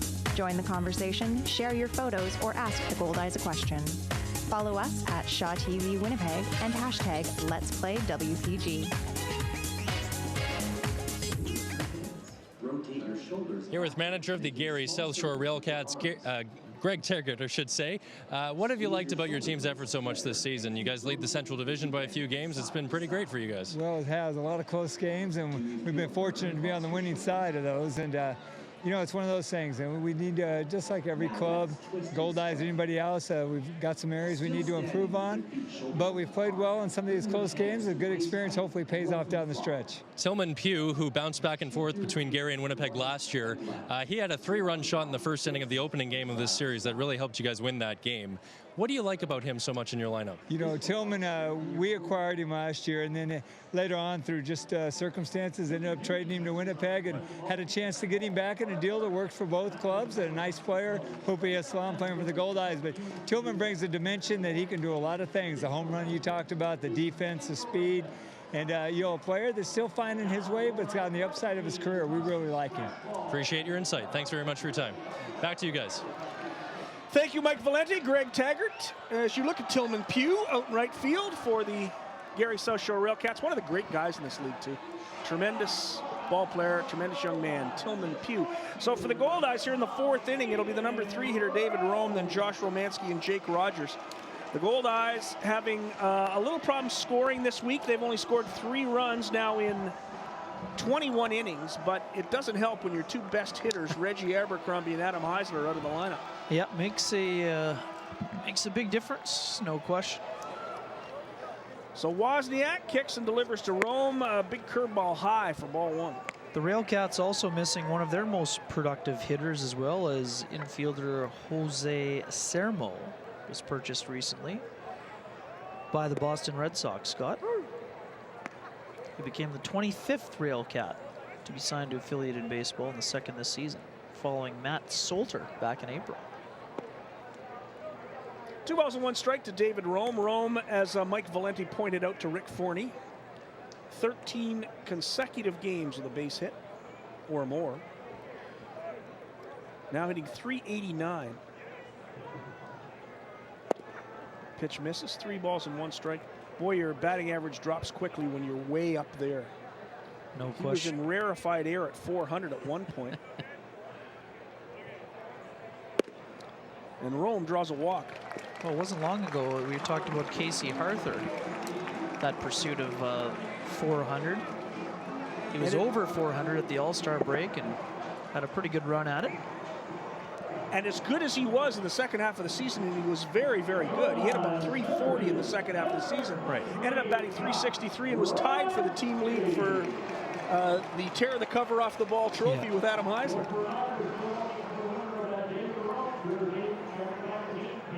So Rome is at first. Josh Romanski steps in. Romanski 0 for 1, fouled out his first time at the plate in the 2nd inning. Good lead for David Rome at first base. Not a big base stealer. One last note about Jose Sermo. The Puerto Rican played short and 3rd for the Railcats, leading the team in average homers and doubles. So it's a bit of a big bat to try to replace. And that's the one thing about independent baseball. People say, well, how are you going to replace that guy? You can't replace the guy who's leading your team when you send him to affiliated baseball. It's almost impossible. But as Rick Forney will tell you, and Sam Cates will tell you, and anybody around here will tell you, your job is to get these guys another opportunity. That's why the league exists. And if you don't let those players go, you'll not sign anybody else. Because these players are here to try to get that opportunity again. Pitches right down the middle for a strike to Romanski.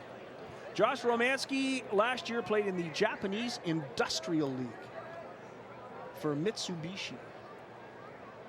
Former Railcat, got his start in the outfield after being a pitcher. Organized baseball, or affiliated baseball. Romanski fouls it off. A real good season for Greg Taggart. Ironically, after Rick Forney decided not to sign him as a hitter. A couple years later, he had a chance to sign him again, and did. Funny how the game can work sometimes.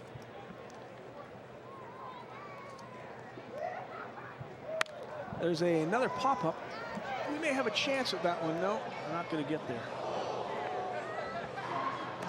Might have had it on the bounce, but there was no bounce. 2 strikes to Romanski. Rome at first, nobody out. We're in the bottom of the 4th inning. Goldeyes trail at 1-0 on a really lovely Friday or Thursday night. It feels like Friday with the long weekend coming up. Happy Canada Day, everybody. It's the pitch to Romanski. It's in the dirt. 1 ball and 2 strikes. Got a little action in the Railcats bullpen here, obviously, with Wozniak making his pro debut. Probably hasn't worked in a game in a while. Probably on a pitch count. There you see Jake Eaton, the left-hander.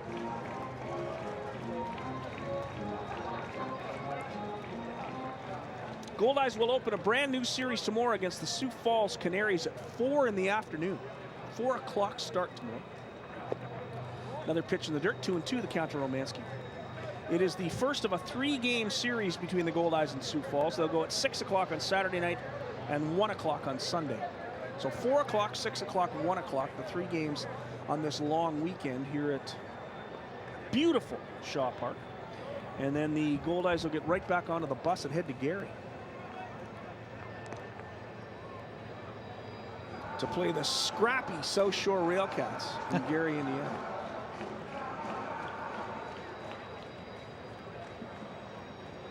Jeremy Hamilton, David Rome having a laugh at first base. 2-2 the count to Romanski. Here's the pitch by Wozniak, just misses. That was close. Wozniak threw it at 88 right on the corner, thought he had him, didn't get the call on the black. Now it's full.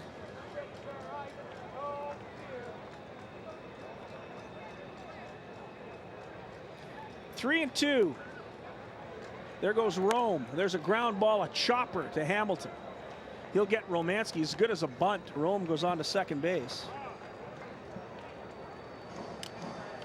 1 away, and that brings up Jake Rogers, who has one of the Goldeyes' 3 hits in this ballgame. Second inning in a row, Scott. The Goldeyes do a nice job of getting the runner over, not in the traditional sense, but with a bunt, but are able to get them over, giving themselves up to advance the runner. Last time it was getting him from second to third. There's our sign man who's here today. Roger that. He's had some beauties so far this year. Oh, he has had some His dandies. first one was Schuster Booster. He showed it over to Steve Schuster, the radio guy here. That was a pretty good one. Steve gave him the wave. Here comes Greg Taggart. I think we're going to have that pitching change. I think he was on a pitch count, and that'll be it for Conrad Wozniak. He's not going to get through the 4th, likely, unless Taggart's going to talk to his catcher first. See what Jose Gonzalez has to say about the young pitcher. Down in that bullpen, as Kenny pointed out, Jake Eaton. Jake Eaton.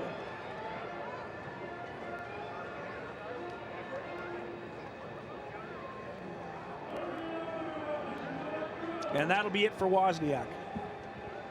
He's coming out. The lefty Eaton is going to come in to face the left-handed hitting Jake Rogers. It's a pretty impressive showing, Scott, from the youngster. A kid right out of college.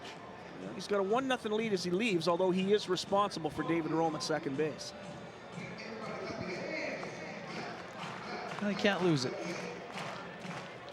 Can't win it either. He can't, well, he could. He can't win it because he hasn't got enough innings. He can't lose it, though, but he even can't if they lose tie it.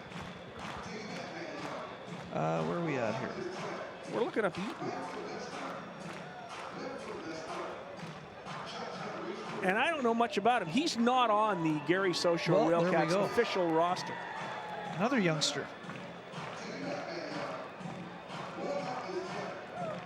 So Greg is going with the kids today. Wozniak departs. Eaton comes in.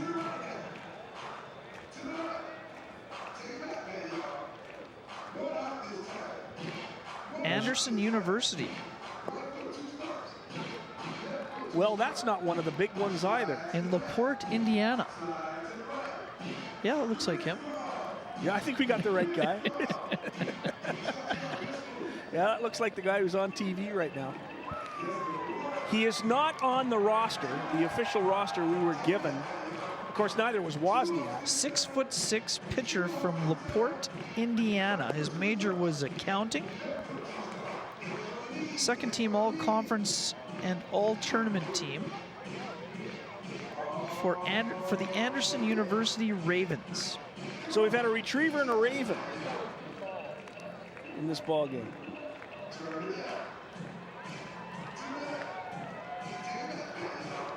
Well, it's kind of fitting that on a day when Coastal Carolina wins the NCAA College World Series, we have basically 2 college pitchers for the visiting Gary Southshore Railcats, Conrad Wozniak and now Jake Eaton.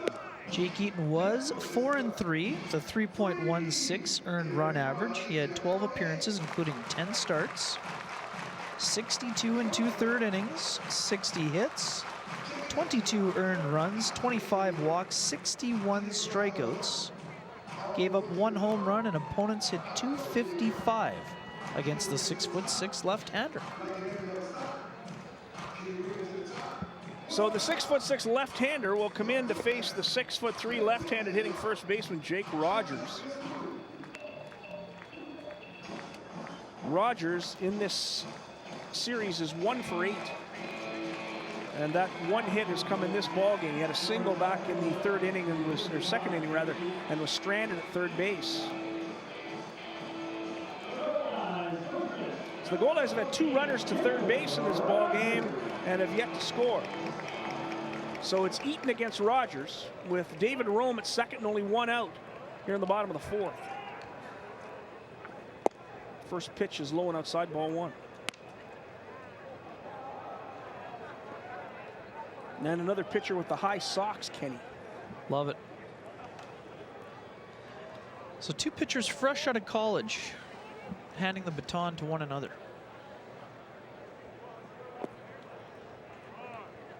Two balls and no strikes to Rogers.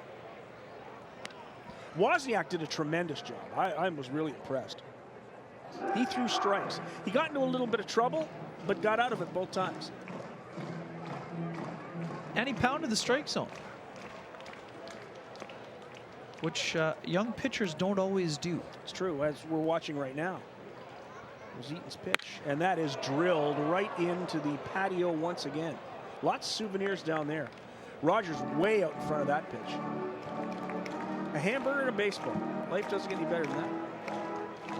A little popcorn as well. Sodas, boy. Life is good. Yeah, life is good down in that patio. That's a great place to watch baseball. 2 balls and 1 strike to Jake Rogers. Rome with a pretty good lead at 2nd base.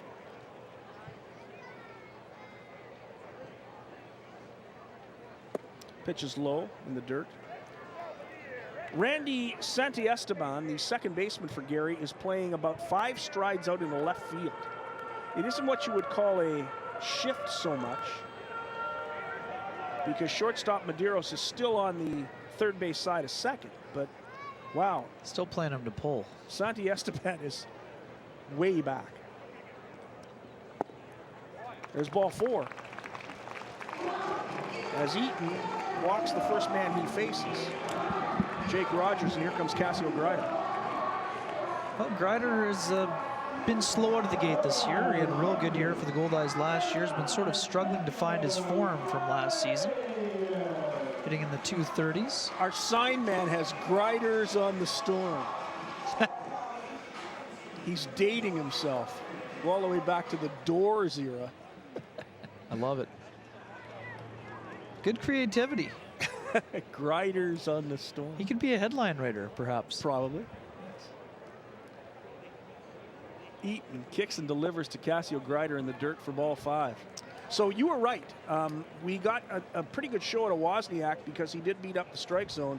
And Jake Eaton looks a little nervous out there. He's just being a little bit too careful, I believe. Here comes Alan Keano, the pitching coach. And again, for Grider, good take. You know, guy's struggling with his command, young pitcher, take a strike here. Well, and Casio's been struggling at the plate as well. He's hitting 235, and that's not Casio Grider-like. So he sees a guy walk, counts. get deeper in the count and have a look at this kid. And now you zone in on a mistake. Now you wait for a mistake right here. The pitch that Rogers hit, the only strike he saw, was so far in front of it, he drilled it into the patio and hit a rocket. So it's time to sit back and have a look.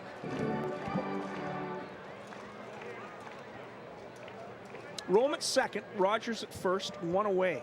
We're in the bottom of the 4th. Goldeyes trail at 1-0. There's a pitch in there for a strike. Yeah, there it is. So Keano just came out, had a good conversation with his young pitcher.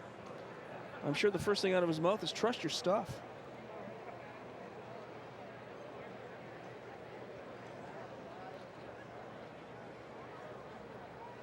One and 1 to Casio Grider.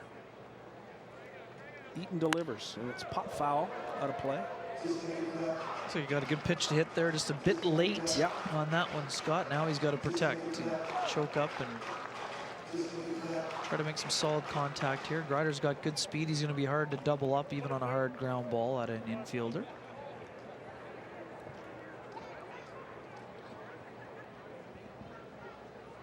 One and two to Casio. Here's the pitch. Foul back again. Good swing on that 86-mile-an-hour fastball from Jake Eaton.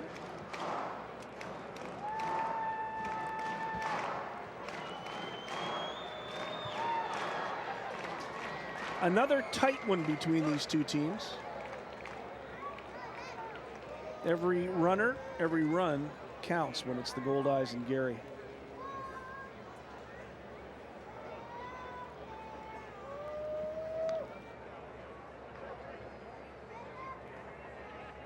Here's the delivery, foul back.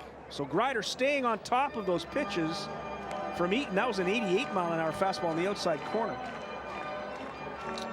Tough pitch, but he got a piece of it to stay alive. For Greider, you hope to get a mistake here. Wouldn't be surprised to see Eaton try to bounce a curveball right here. Change up the eye level a bit. 1-2 the count. And that's exactly what he did. He didn't quite bounce it. Threw a fastball low down at the heels of Casio Greider inside. 2-2 the count. Thought he might be able to get him to chase it, I think, Eaton, but perhaps. But he did change the eye level. He got it down.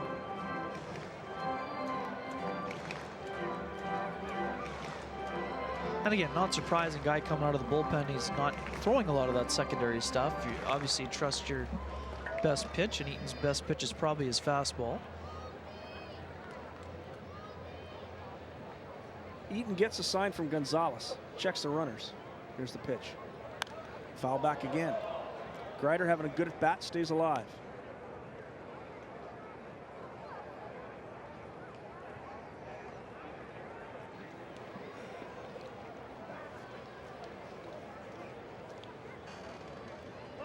Goldeyes in Sioux Falls tomorrow, 4 o'clock Canada Day.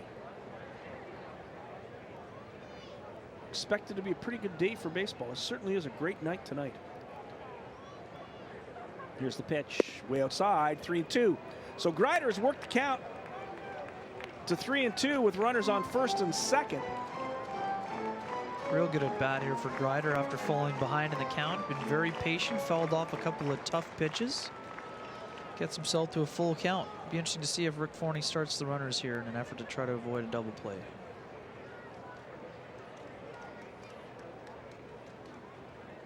There's a ground ball and through the hole.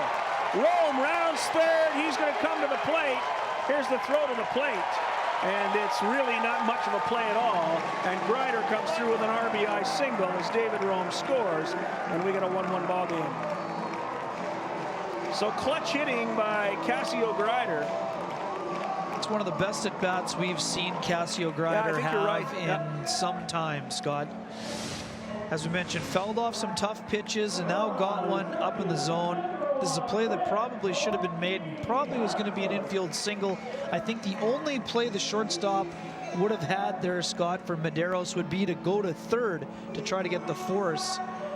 But it goes under his glove for an RBI single. Really good at bat for Greider.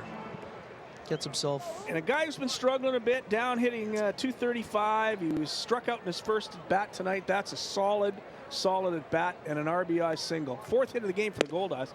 First pitch to Ho-Ho P.E. Haslam is outside for ball one. Ridge comes in hitting an even 200, but he singled early in the ball game, so that average has gone up to 211. Eaton checks the runners. That pitch is on the corner, 1-1. It was almost as though Medeiros was thinking about making that throw to Frank Martinez at third before he made the play. Ball sneaking under his glove. It was almost as though he overran it. Yeah, that's what it looked like. It didn't get into the hole. He was there. He was there, yeah. So 1-1 to Haslam. P.E. Haslam. Pitches in the dirt. It gets away from Gonzalez. It goes into the camera area. And home plate umpire Taylor Payne is going to give the runners one base, so they move up 90 feet on the wild pitch from Eaton. Mentioned earlier he was throwing a lot of fastballs to Greider. There he tried to go to the curve, and he bounces it. Gonzalez couldn't handle it. Now the count's 2-1 to Ridge. As you look at Rogers on third base. Greider on second now. And Ho'opi'i Haslam has an opportunity driving a couple of runs here. There's the pitch, it's fouled off. Ridge from Hilo, Hawaii. Carlton Tanabe from Honolulu.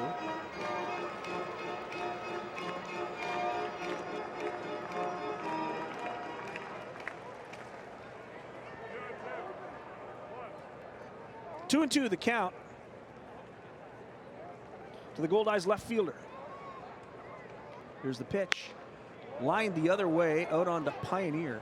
That will get a car. That was drilled hard and high toward the Canadian Museum for Human Rights. Another big opportunity here for the Goldeyes to try to take the lead. A couple runners in scoring position. Eaton gets a sign. Here's the pitch, and it's fouled off again. So two hitters in a row good at bats, both Greider and Ho'opi'i Haslam. Good choice of music. The old Staying Alive theme after a couple of foul offs for Ho'opi'i Haslam. Rogers at third, Greider at second. 1-1 ball game on that RBI single by Cassio Greider. Here's the pitch. And it's a shot into the gap. If that gets down, it could be three. It'll get down. Ho'opi'i Haslam is going to hold at second, but he'll drive in 2 runs, and the Goldeyes take a 3-1 lead. A double for Ridge Ho'opi'i Haslam, his third RBI in 2 games. 2 runs batted in. The Goldeyes take a 3-1 advantage. Great piece of hitting there by Ho'opi'i Haslam. The only thing that prevented it from a triple is because it came off the wall so hard, but right to the center fielder. Watch this. Great job of tracking. Watch the way the ball comes off the wall right to him. Otherwise, that could squeeze down and become a triple for the speedy Ho'opi'i Haslam. Instead, it's a 2 RBI double. Goldeyes take the lead. First pitch to Tanner Murphy is low and outside for ball 1. 5th hit of the ball game for the Goldeyes. A well-hit double. Staying with the ball. Ridge drills it off the milk sign.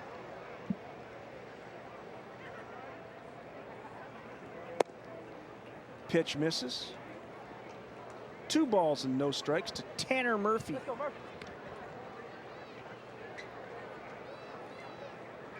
Tanner Murphy from Phoenix, Arizona. Played in Delmarva in the Sally League last year. And that's a great pair of shoes he has, and those cleats are outstanding. Little orange, little yellow. You know he's there.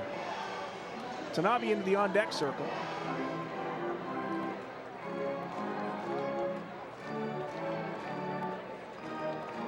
So Tanner Murphy with a chance to drive in a run with a very quick Ho'opi'i Haslam at second base. It's a lefty against lefty. 2 balls and no strikes to Murphy. Here's the pitch. And that's in the dirt. 3-0. We have a right-hander up throwing.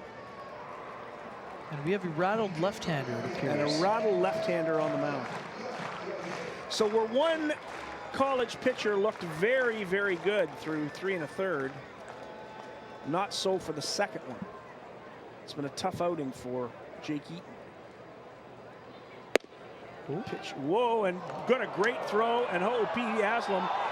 It really doesn't make any difference because they missed the tag. My goodness gracious. That's not Gary Southshore Railcats baseball. I'd like to see the replay. That was a tremendous throw by Gonzalez. And Ho'opi'i Haslam is caught sleeping at second base. At second base, asleep. I'd like to see the replay. I think he still might have tagged him, and Greg Taggart wants to know if he wasn't out of the baseline. Let's get another look at this here if we can. It was a walk to Tanner Murphy, but it doesn't matter. Great because throw. It's not a force. That's a great throw. He missed him. And he didn't go out the baseline that far. And the second base umpire makes absolutely certain that he missed him and was not under the line. And that's not Railcats baseball. They take advantage of those situations, especially on as good a throw as Gonzalez made.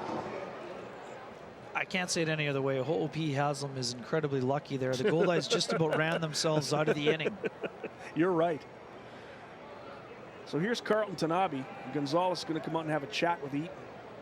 That was a great throw by Gonzalez. Ho'opi Haslam was dead to rights. I'm not sure what he was thinking. Was it ball 4 and he thought maybe there's a runner at first and he was just going to be off to third, whatever that was. Here comes Greg Taggart and we'll have a pitching change. We're going to see a right-hander face Tanabe. So Gonzalez went out to the mound for a reason. And also, I'm not sure that Taggart... Let's have one more look at this here, Scott. Just an absolute seed from Gonzalez. Yeah. He's not that far out of the line at all. No, he's fine. I think Ho'opi Haslam actually fooled him by coming right back to the bag in that situation. And it is number 58, who also is not listed on the roster. He is not listed anywhere. At least Jake Eaton and Conrad Wozniak. Hang on a second. What do we got here? Nope. This guy isn't listed anywhere. Ken Wiebe is off to find out who the relief pitcher is. He is not on any list we've seen. And I see Danielle Doiron, the communications assistant for Steve Schuster. Steve Schuster, the radio guy, has no idea. He, of course, is the communications director. We have had 2 college pitchers in Carlton Wozniak and Jake Eaton. And now we have a third one wearing number 58 who is not listed anywhere on any roster from anybody in this ballpark. And Ken Wiebe is coming back. He doesn't know either. Regan Cates, who runs the scoreboard, doesn't know. As you look at Gregory, the king of dancers. I believe they're saying this could be Christian Herstein, who's listed as number 40, but it looks like he may have switched jersey numbers. At least that's the early indication we've been given. He's out of Marietta College from Beaver, Pennsylvania. Wasn't Joe Namath from Beaver, Pennsylvania? I think he was. So if this indeed is Christian Herstein, he's a 23-year-old. Well, actually, still 22. He's not 23 until August.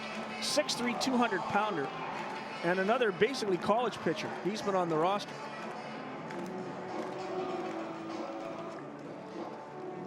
But number 58 doesn't exist anywhere. They're going to call him Christian Herstein. For now. Exactly. 17 games and 11 starts in 2015. I'll try to have a look at his... See if we can find some stats from this season. Yeah, let's see if we can find something. We know it's Christian Herstein. We got that down. His first pitch is low and inside to Carlton Tanabe for ball 1. Oh, no problem. We got it. 9-4 record. 232 earned run average. He had 1 save. 18 appearances. 16 starts. 4 complete games. 2 shutouts. There's a ground ball. That'll be a double play. Over to second for 1. Back to first. The double play. And that was just hit a rocket right at Medeiros at shortstop. So it goes 6-4-3, the double play to end the inning. But the Goldeyes get themselves 3 runs on just 2 hits. There were no errors and 1 man left on base. We played 4 complete in a crazy game here at Shaw Park. The Goldeyes lead at 3-1. We'll be back with more crazy baseball action on Casinos of Winnipeg Goldeyes Baseball live on Shaw TV.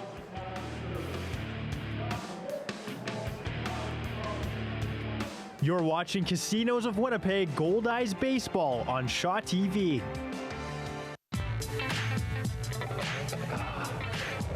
Well, not yours. You tell him, girl.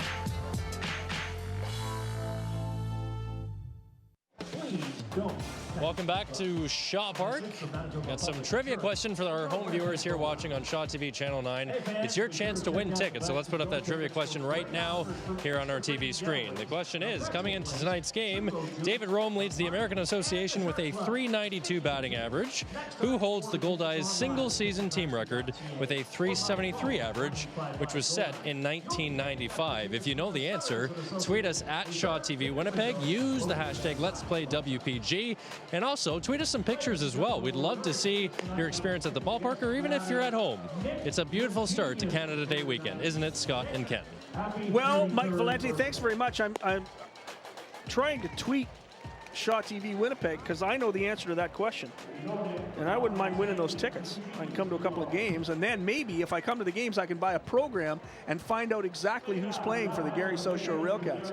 Because we've just gone through a pitcher that is not on the roster, although apparently he was supposed to be number 40, but he's number 58. Anyway, Ken Wiebe is back from the communications department of the Goldeyes. What do you have to report? It no, is I had Christian to go to the Herstein. washroom. Sorry. As far as we know, that was Herstein, yes. We're at the top of the fifth. Jared Medeiros leads it off for Gary. First pitch from Carnes is inside for ball one. It's Medeiros, Davari, and Patron. Stevie Eitzen said it was Herstein. He is the official He's scorer. the official scorer. He should know. Well, and the kid on the mound, when he was announced in, didn't look up at the press box and go, no, that's not me. So True. We're going to assume it's Herstein.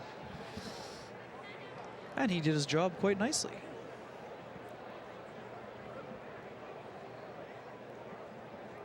One and one, the count to Medeiros. Here's the pitch by Carnes. It's high, 2 balls and 1 strike.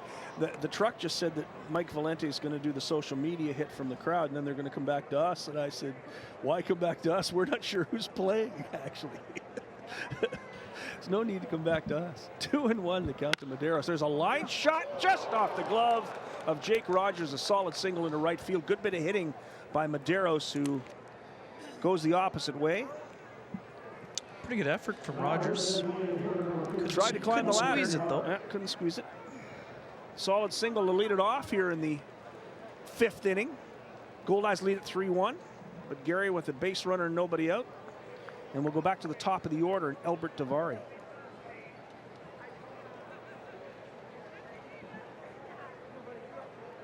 Davari 0 for 2, struck out in the first, grounded out in the third.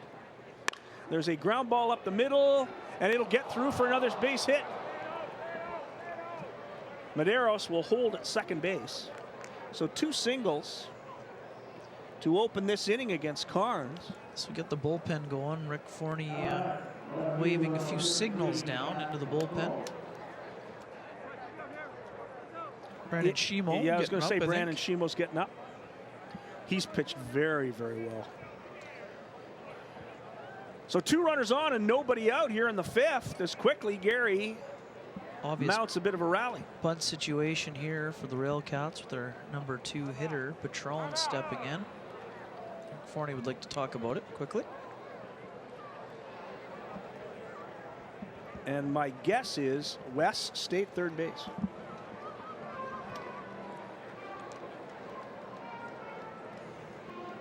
As we've seen already, Ethan Carnes is a pretty athletic pitcher.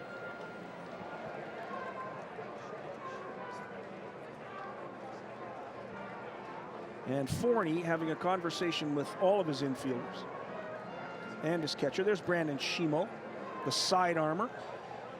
He's warming up with the heavy ball before that. It's quite interesting. Getting loose. Well, I think Rick wants him to get loose pretty quickly because both base hits, balls were hit hard. And if Carnes is getting the ball up in the strike zone a little bit, I think Rick wants to go to Shimo with that nasty slider as quickly as he can. So here's Patron. It is a bunt situation usually for Greg Taggart.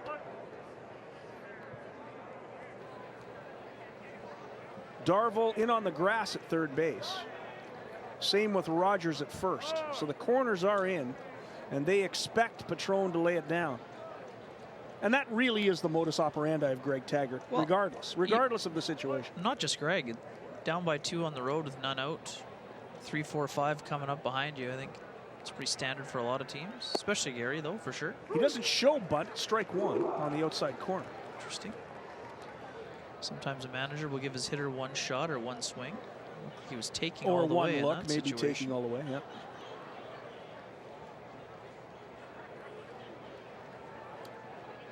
Runners at first and second, nobody out. Carnes checks the runner. Here's the pitch, and that's just low. 1-1. Pretty sharp breaking ball right there, Scott. Must have bent below the knees. Looked like a pretty good pitch.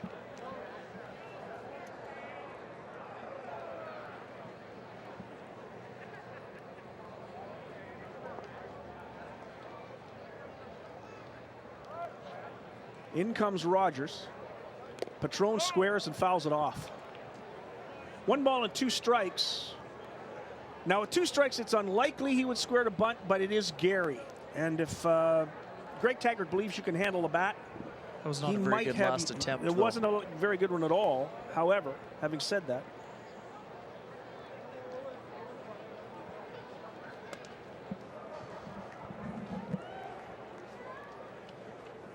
one and 2 to Patron. Carnes would like nothing more than a ground ball in this situation.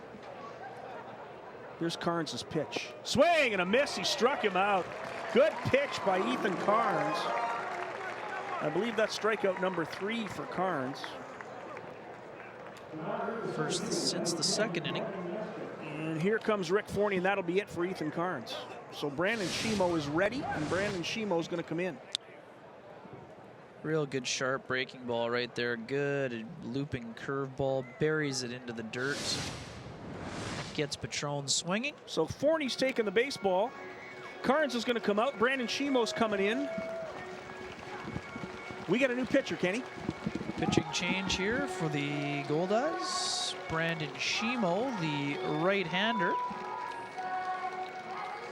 Coming on for the 19th time this season. He has no record. He has a 3.15 earned run average for these Goldeyes. He has 1 save on the season.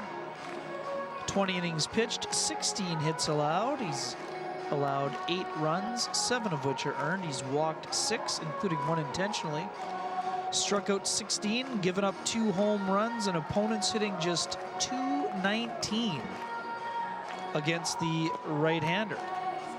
Throws from the side. He's coming into a tight spot here. He'll have to face Brennan Metzger, the center fielder. With just 1 down here. Goldeyes protecting a 3-1 lead in the top of the 5th inning. Shimo has done a nice job, though, as we mentioned, this season. He's become one of the more reliable pitchers in the bullpen for this Winnipeg Goldeyes baseball club. Runner's still responsible. Ethan Kearns is responsible for the base runner out at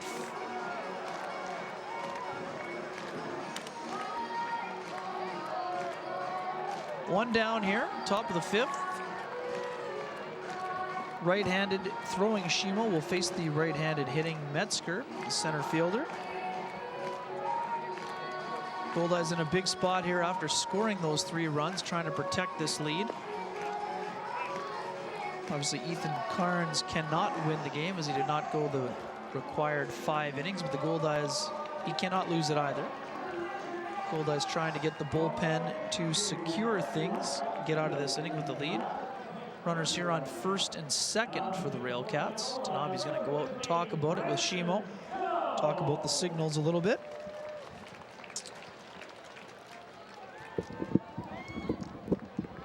So Shimo will come in to face the number 3 hitter in the lineup, Brennan Metzger. He'll be followed by Tillman Pugh and then Frankie Martinez. Situation a little better for Shimo with that strikeout from Carnes. Runners on 1st and 2nd with 1 out. And here's Metzger, who is 0 for 1. He grounded up to short in the 1st, walked back in the 3rd.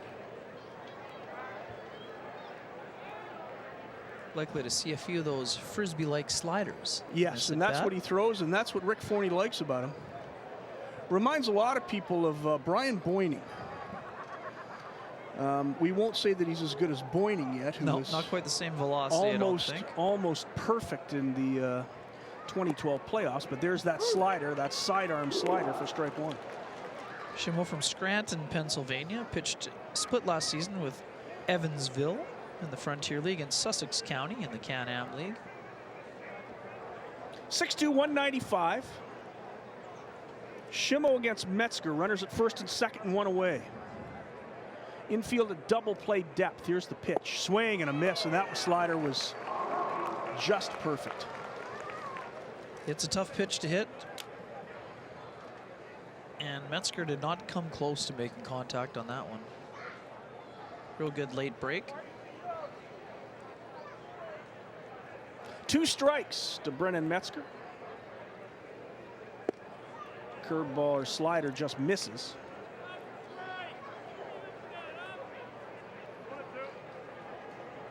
Trying to get Metzger to chase a pitch out of the strike zone. There you look at the runner in second base, Jared Medeiros. 1-2 the count. It's the pitch, the fastball just misses. Thought he could maybe sneak one by him. Sneak the fastball by him. That's not a pitch he relies on necessarily. Metzger with a real nice 1970s mustache. I like it. Similar to Aaron McEachran, the old Sort Calgary of. Viper. Wow. The Calgary Vipers. 3-2 now to Metzger as Schimel misses with 3 straight pitches, all outside. McEachran also rocked the long hockey hair. He did too, and used to laugh about it. And there's a long fly ball deep into left field. Over goes Romanski. That's going to drop in and go all the way to the wall. It'll be a double and 2 runs will score, and we get a tie ball game. A bases clearing double by Brennan Metzger. 2 runs batted in, and we get a tie game at 3-3. So the Gary Southshore Railcats answer the Goldeyes 3-run inning with 2 of their own to tie the ball game. Yeah, Schimel just could not put the hitter away, and now he left a hanging slider up over the plate, and it is drilled by Metzger between Ho'opi'i, Haslam, and Romanski into left center. Gets himself a double, scores 2 to tie the ball game, and this one's all knotted up. This is a dandy. It's been a good ball game from the opening pitch, and now we got a battle at 3-3. There's a ground ball to the shortstop, and Gonzalez can't handle it. There's going to be a play at third, and he is out. That was not good base running by the Gary Southshore Railcats. Not good. That is awful base running. And Metzger arguing to the coach about whether or not he should have been going. That's just an absolute head scratcher. Just stand at second base.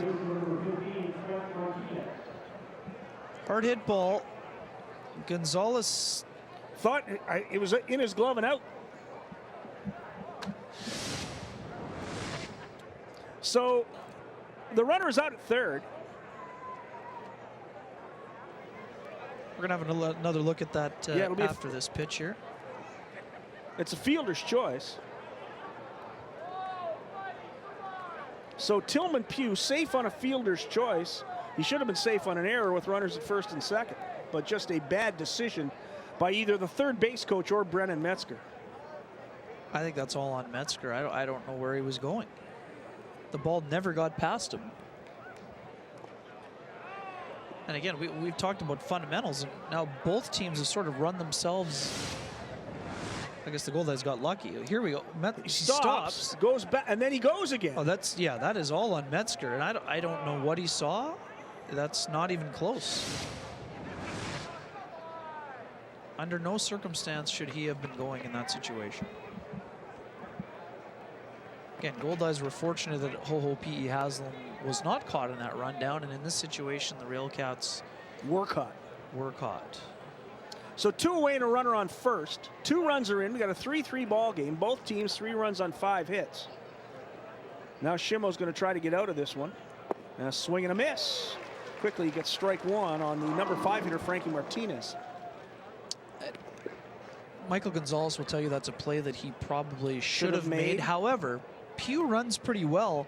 That's in the hole. That could easily have gone as an infield single. I know I think your only thought. You got the out at third, but you're on second base and the ball is in front of you. The ball hit on the ground in front of you. You have to go back to the bag or wait. And he did. He did it right at the beginning. And there's a swing and a foul. All I'm saying in this situation, I think Pugh might have got himself an infield single on that play. I agree. Instead of a fielder's choice, or because he reruns pretty well, and even if Gonzalez comes up with it cleanly, it's a throw across the diamond. It's a tough play from the hole. Regardless, there should be runners at first and second with one out. Yes, indeed. Talk about it all day long, but it was a mistake. 2 strikes to Martinez. Shimo gets the sign from Tanabe. There's a pitch just high. 1 ball and 2 strikes. And it's the kind of mistake we're not used to seeing the Railcats make. Not from this ball club. No. Well, things happen over the course of a 100-game season, but that's just a brain cramp right there.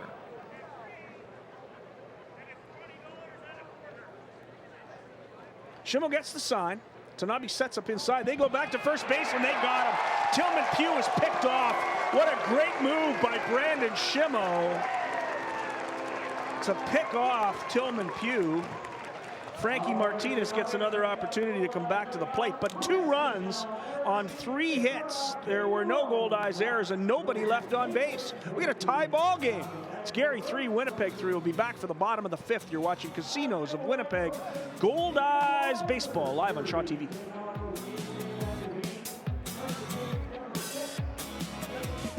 Be part of our show. Join the conversation, share your photos, or ask the Goldeyes a question. Follow us at Shaw TV Winnipeg and hashtag Let's Play WCG. If you are a part of a charitable organization and would like to attend a game courtesy of the Winnipeg Goldeyes Community Zone and its supporters, call the Goldeyes office at 982-2273. Winnipeg Goldeyes, working in our community.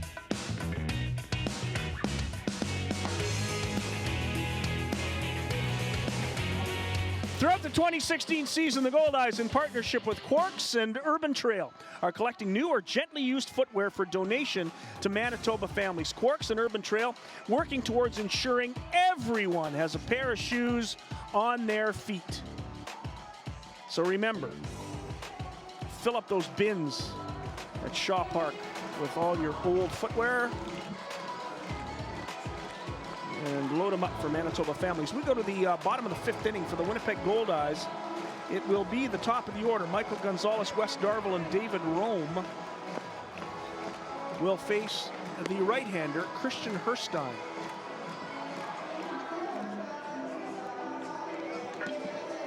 And we are absolutely convinced now that it's Christian Herstein wearing 58 and not 40. Well, there's no other explanation. There is no other explanation at all. So here's Michael Gonzalez. Gonzalez is 0 for 2, 2 ground outs to short. Hitting .270, has 1 home run driven in 19. He's been a table setter this year. He's 3rd in the American Association with 27 walks. He's also tied for 3rd in stolen bases with 13. He led the league last year with 46. So on this, the 40th game, he is behind that pace significantly. Pitches in there for a strike, 1-1. 91-mile-an-hour fastball from Herstein. Good velocity for sure. He's a big guy, 6'3", 200. Swing and a foul tip into the glove of Gonzalez. Strike 2. Craig Taggart and I talked a little bit about the bullpens and across the American Association. He said he's got 4 guys that can throw 90, 91 plus in his bullpen. He said in his first 10 years in the league, he didn't have 4 guys in that complete time frame. We've noticed it this year too. Even the Goldeyes, Eddington throws at 95 plus. McVeigh is buzzing it up there in the mid-90s, low to mid-90s. Highland Peguero can still get it into the 90s. There's a lot of flamethrowers in the league this year on most teams. On most teams, you're right. 1 ball and 2 strikes to Gonzalez. Here's the pitch, and it's hit the other way. If it stays fair, it's a double, but it's not going to. Gets into the bullpen. And speaking of bullpens, Rick Forney told me he thought that his bullpen might be one of the best he's put together since becoming the manager. And that's high praise considering some of the guys he's had in his bullpen over the years. Oh, there have been some great bullpens here. Pitch is low and inside. 2-2 the count to Gonzalez.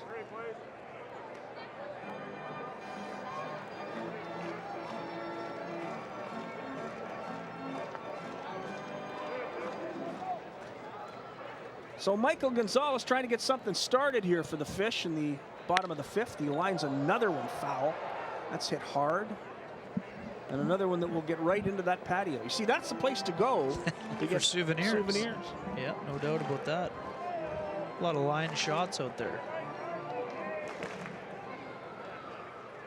2 balls and 2 strikes to San Francisco, Venezuela's Michael Gonzalez. There's a ground ball up the middle right at Santi Esteban, the second baseman. It's good positioning because that's not normally where you would have your second baseman for a right-handed hitter. Scouting report is bang on right there for Gonzalez, and it leads to an out. So Santi Esteban makes the play, and here comes Wes Darville. Here's a guy who needs a base hit. Good contact in his last at bat. Tough luck double play ball. He is 0 for 10 in this series. Led Frankie Martinez right to the bag, just stepped right on it to complete the double play. Tough break for Darville, made solid contact as we mentioned. First pitch is in the dirt for ball 1. And it's been a tough week for Wes Darville. 4 strikeouts and a line out double play. Another pitch in the dirt, 2 balls and no strikes.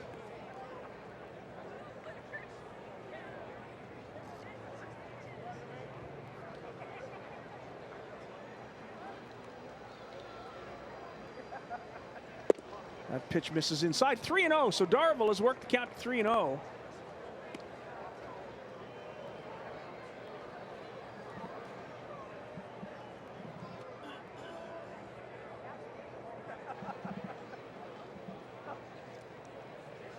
Herstein misses again, and Darville draws a walk. So Wes Darville,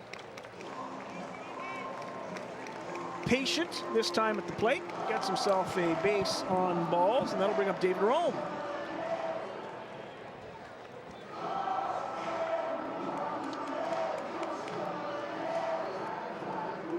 David Rome 0 for 1. Lined out hard with the shortstop in the first inning, and then walked and scored a run in the fourth. Darville does have 7 stolen bases and has not been caught, so he's definitely a threat to steal here. He leads the league in stolen base percentage at 1,000. There are a number of them. First pitch to Rome is in there for a strike. 4 home runs, 34 driven in for Rome.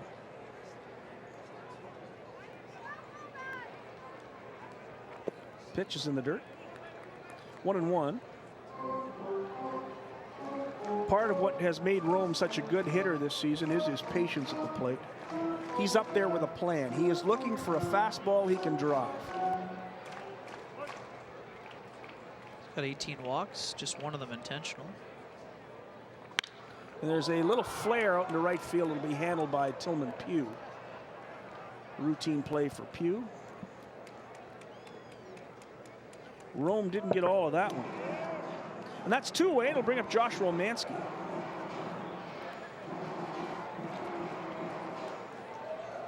Romanski is 0 for 2. He fouled out to the first baseman back in the second, and then grounded to the first baseman in the fourth.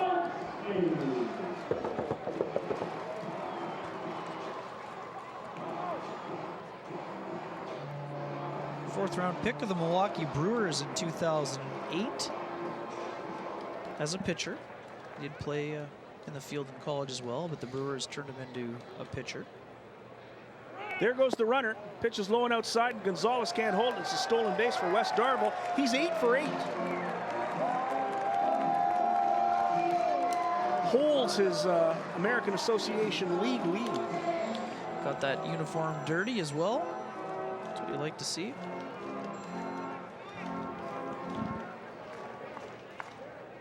So Darville now in scoring position for Romanski. With Darville's speed, a base hit should score a run. That pitch is on the corner. 1-1, the count to Romanski. Josh Romanski, born in Anaheim, lives in Corona, California. 2014, he hit .311 with 7 homers, 60 driven in 96 games for the Railcats. It was his first full season as a professional hitter. There's a fly ball foul. Romanski said last year in Japan he had a real good year. He hit .329, or maybe it was .339. I don't know because it was in Japanese. Romanski's younger brother Jake is a catcher in the Boston Red Sox organization. Got all the way up to Double-A last year.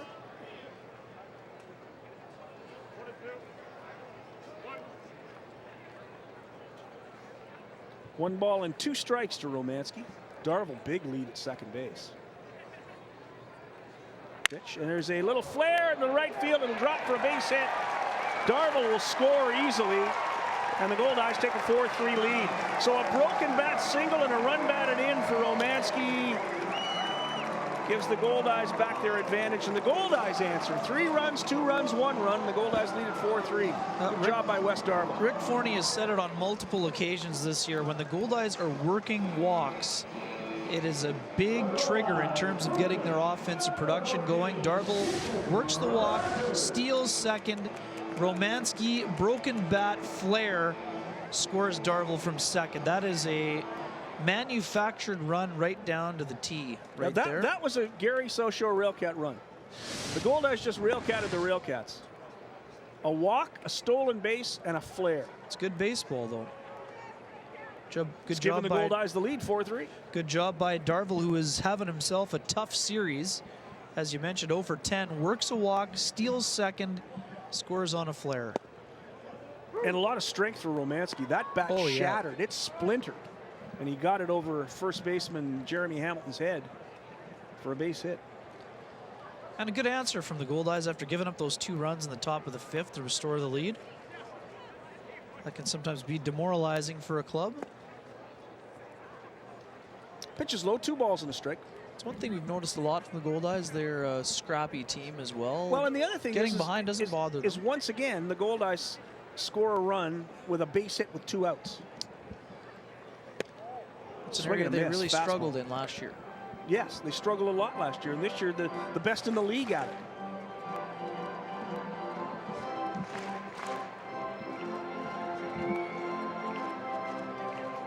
This Goldeyes team has blown 4 or 5 opportunities to win games. It could be completely different.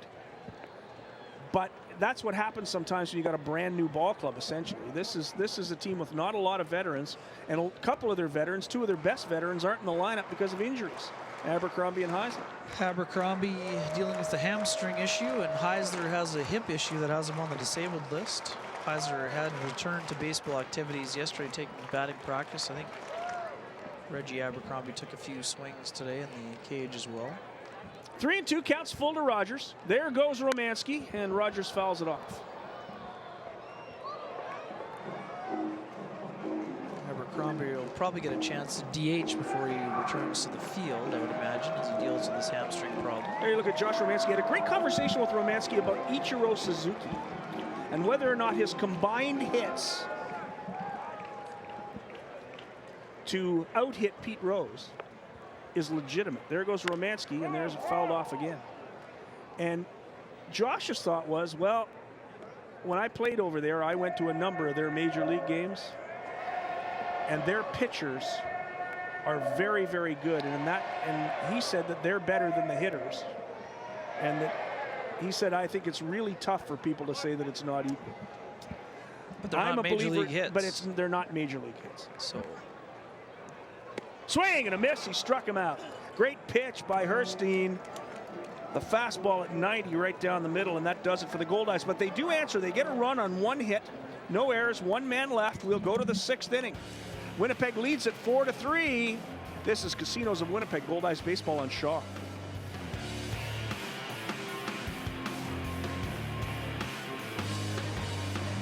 You're watching Casinos of Winnipeg Goldeyes baseball on Shaw TV. Goldeyes Baseball on Shaw TV is brought to you by Casinos of Winnipeg's 2 locations, Club Regent and McPhillips Station Casinos. CasinosofWinnipeg.com.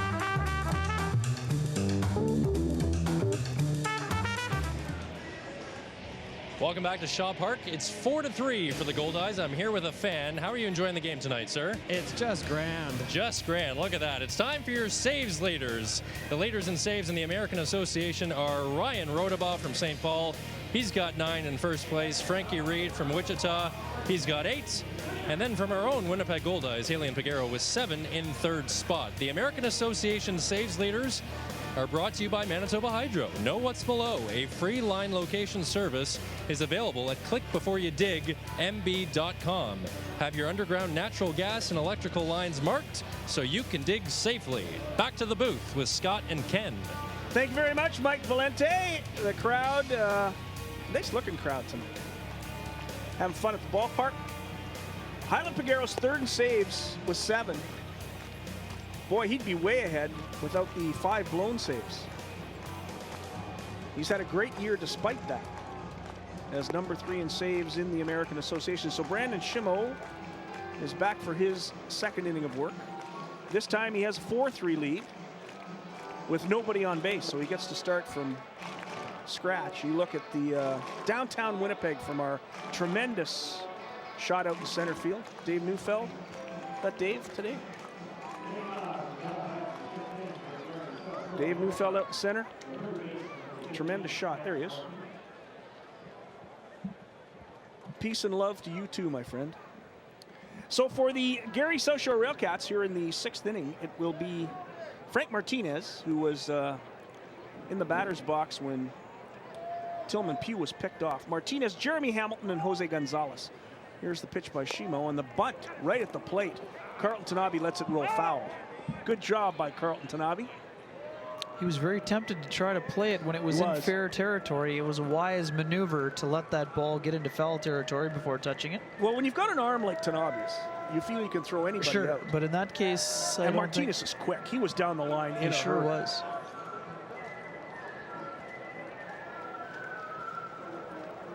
So a good decision by Carlton Tanabe. Very good.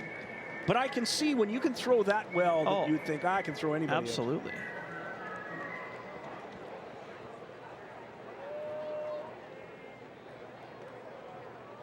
One strike to Martinez. Here's the pitch by Shimo, and there's a ground ball to Cassio Greider. He handles it, flips it over to Jake Rogers for the first out of this 6th inning. And here comes Jeremy Hamilton. Jeremy Hamilton hitting .220 coming in. He's 0 for 2, a ground to second, a ground to short. Hamilton now hitting .217. No homers, 19 driven in. Spent the last 2 years in Lincoln. Second stint in Gary was there back in 2014.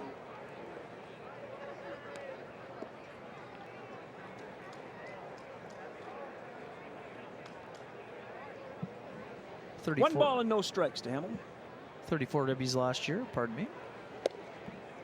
Pitch on the corner, 1-1.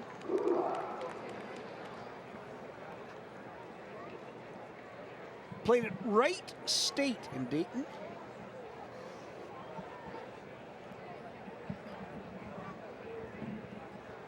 There's a ground ball up the middle off the glove of Shimo to Greider. He fires to first and they get him. Good job by Greider and a great job by Rogers to dig it out of the dirt. It'll go 1-4-3. It did hit the glove of Brandon Shimo, so he'll get an assist. Real nice scoop. Real nice scoop. Yeah, Shimo got a piece. Nice job by Greider of staying with it, charging the ball, throwing across the body. The one hopper, Rogers does a nice job of caressing it into the glove. Yeah, really nice job at first. So quickly 2 away for Shimo here in the 6th, and that'll bring up Jose Gonzalez. Gonzalez hitting .284, 2 homers, 9 driven in. He has 2 hits in this ball game. Swing and a miss, strike 1. Gonzalez came in hitting .269, but he has only played 28 games, only had 88 bats coming in. One strike to Gonzalez. Shimo gets the sign. There's that slider in the dirt. 1-1. Gonzalez, an international free agent signing by the Colorado Rockies back in 2005. Also played in the Arizona Fall League in 2012. Swing and a miss. Boy, when that pitch is on, when that sidearm slider is on, it is very difficult to hit. Gonzalez just waved at that pitch. Talked a lot about the arm of Carlton Tanabe.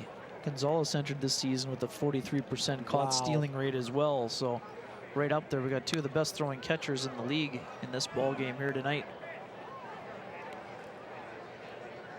Carlton Tanabe spent 7 seasons in the Seattle Mariners minor league system and got fewer than 900 at-bats in 7 years. The thing that he was looking forward to was an opportunity to get some ABs this season, and Tanabe already has almost 100. And he just misses 2-2.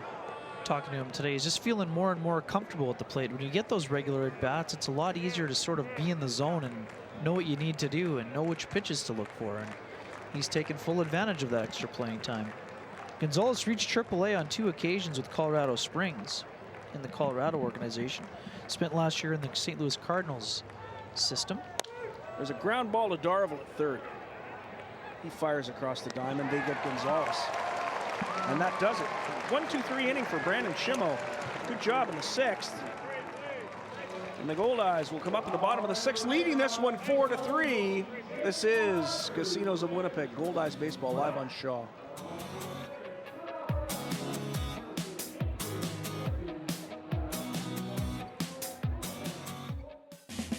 Be part of our show. Join the conversation, share your photos, or ask the Goldeyes a question. Follow us at Shaw TV Winnipeg and hashtag Let's Play WPG. Lids and labels, leave them be. When the container is empty, it's ready to be recycled. For more recycling tips from Multi-Material Stewardship Manitoba, visit simplyrecycle.ca. Goldeyes Baseball on Shaw TV is brought to you by Casinos of Winnipeg's 2 locations, Club Regent and McPhillips Station Casinos. casinosofwinnipeg.com.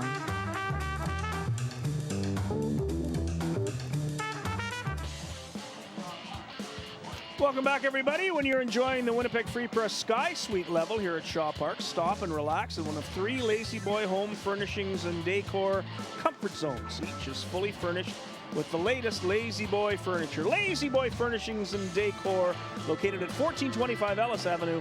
Live life comfortably. We go to the bottom of the 6th in the Goldeyes. It'll be Cassio Grider, Ridge, Ho'opiki Haslam, and Tanner Murphy to face Christian Herstein, who is working into his 3rd inning. She's got the rhythm at the ballpark tonight. Dad's having fun. Yep, ready to go. Ready for Canada Day. Canada Day tomorrow. Goldeyes play at 4 o'clock tomorrow afternoon. And then everybody can go over to the Forks and see the fireworks. We got fireworks here tonight right after the ball game. There's one foul back. Strike 1 to Cassio Grider. Grider, the hero, back in the 4th inning. Big single. Drive in a run, score a run. And then Ridge Ho'opiki Haslam drove in 2 with that double. And that's where we are. Goldeyes 4, Railcats 3. And there's a chopper to 3rd. Handled nicely by Martinez. Good throw to get the swift Grider for the first out of this 6th inning. Good job by Martinez. Real good defensive effort by Martinez. Knowing the speed of Grider increased the level of difficulty on this play for sure. High chopper. Grider gets down the line awfully quickly. Martinez playing in. Glove to hand, very quick, hard throw across the body. Makes the play. So here's Ho'opiki Haslam. First pitch is in the dirt, ball 1. Ridge doubled. He singled in the second, doubled in the fourth, and that double drove in 2 runs. Batting average gone from 200 to 220 today. There's one fouled off, another one that will scoot out onto Pioneer. Kirstein also played football at Beaver Area High School in Beaver, Pennsylvania. Well, he looks like a football player. Quarterback. Pretty good athlete, I'm sure.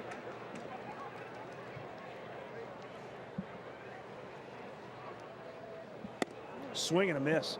Fastball at 86. Ridge couldn't catch up.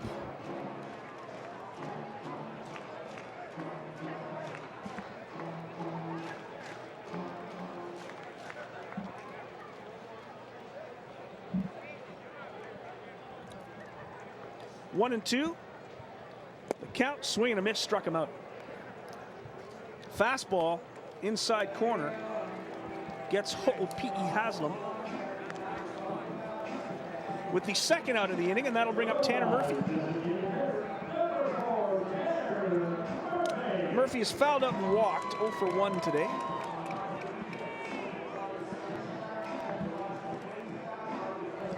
Gotta love those shoes. Gotta love them.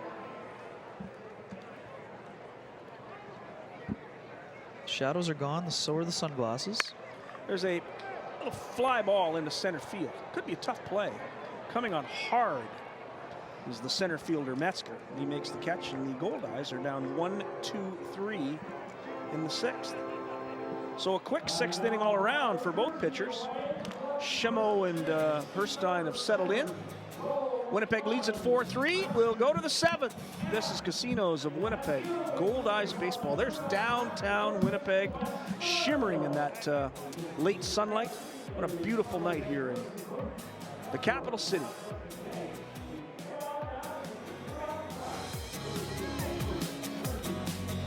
You're watching Casinos of Winnipeg Goldeyes baseball on Shaw TV. I'm the greatest hitter in the world! Strike 3. Wow. I'm the greatest pitcher in the world! Optimism. Pass it on. Welcome back to Shaw Park, here with a very special guest, Dancing Gregory. If you're a hardcore Goldeyes fans, you know who this man is right here. Gregory, recently you were featured in Downtown Winnipeg magazine, I should say. Nice 2-page article here on you. That's not bad. Yeah, that was actually pretty nice, and it was nice to be given the opportunity to express how I felt about being here, and just share and just telling them how much I actually really enjoy being here and having the opportunities that I get from working here. That's right. It's 4-3 for the Goldeyes, but you by far have had the biggest share of the night. Yeah, absolutely. Does that always surprise you, kind of? Yes, actually it does a lot, because I'm not really used to it, because normally when I used to compete, I used to hearing like just random yelling from all over the place, but like it's more in like a really close environment, and everybody basically knows who I am, so it kind of startles me a little bit. Right. But I just try to bring the energy up and make sure the crowd's pumped so we do well and all that. How long have you been doing this now? This is my 3rd year. 3rd year. It's like a university program. You got one more left? Yeah, possibly, yeah. All right, Gregory, thanks very much for your time, and congratulations on the article. Thank you so much, you guys. Back to Scott and Ken. Thank you very much, Mike Valente. Wouldn't be a game at Shaw Park without Gregory. But boy, he can do the splits. Sometimes it scares me. Like, he'll do them running and go right into them, and just, it's frightening. Yeah, we will leave it to the professionals. So for the Railcats here in the 7th, it's the number 8 hitter, Randy Santiesteban, and then Jared Medeiros, and then back to the top of the order, Albert Davari. Quickly, Schemo gets 2 strikes. Eric Eatington warming up for the Goldeyes, the left-hander. He throws it hard. Indeed, mid-90s if he's on. That slider again couldn't make Santiesteban go fishing. 1 ball and 2 strikes. Randy Santiesteban, Hialeah, Florida, went to Peru State. Another rookie. Swing and a miss, struck him out. Where's Peru State? Well, you got a phone. Go find it. You're the analyst. That's your job. I'm just watching the game. Phone's been getting a lot of work today with a lot of these players. This is a college team. When Greg Taggart loses 2 players to major league organizations, got to go find them someplace. Peru, Nebraska. There you go. I didn't even know there was a Peru, Nebraska. The last time you were in Lincoln, were you looking for Peru? I was not. No. Here's Jared Medeiros. First pitch is in there for a strike.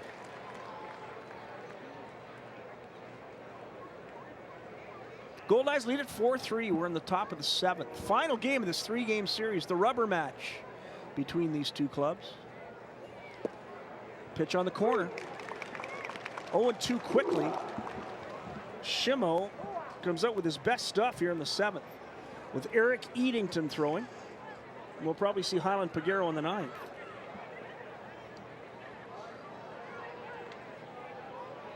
Swing and a miss, struck him out. 2 strikeouts in a row for Brandon Shimo. Boy, when he has that slider in the strike zone, it is hard to hit. Here comes Rick Forney with the right-handed hitting Albert Navari, and he's going to go to Eric Eadington. Now, Navari's a switch hitter, so he'll turn around and hit from the right side against Eadington. What a great effort by Shimo. Yeah, did give up the big hit, but calmed down nicely after that. Doing a nice job getting out of trouble. He's going to turn it over to Eadington. Coming on for the 15th time as a member of the Goldeyes, 16th time overall since joining Winnipeg. He is 2-0 with a 3.00 earned run average. 12 innings pitched. He's allowed 6 hits, 4 earned runs, walked 8, including 1 intentionally, struck out 12, given up 1 home run. Opponents hitting just 162 against the left-hander who was formerly in the Los Angeles Dodgers system and has endured 2 Tommy John surgeries. It's incredible, and he still has that velocity. His first pitch in the warm-up is at 88. Yeah, we've seen him buzz it around 95, 96 Yes. on a couple of occasions already this year. This whole concept of Tommy John is interesting. There are now kids in the United States in their junior year of high school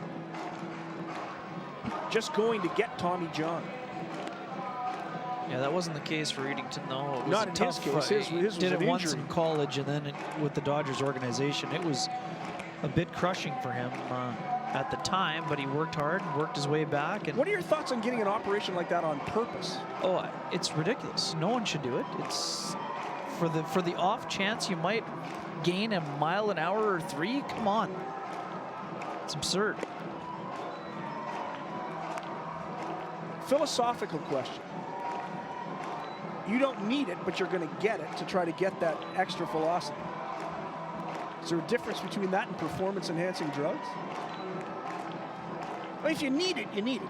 If you're injured Right. and they have to reconstruct your elbow, that I understand. I get that. Sure. But to just go and get it done when you're 16 or 17 years old because it might make you faster. Yeah, I just think it's not a very smart thing to do. It's pretty invasive surgery. Oh. Although they're so good at it now, they've done it so often. And as pointed out by the sign man, this dude went to Harvard. Perhaps the most impressive thing about That's true. Eadington. That's true. He went to Harvard. And not only went to Harvard, graduated from Harvard. Well, right now, all he has to do is get Albert Davari out. We're through the 7th. Swing and a miss, strike 1 at 92.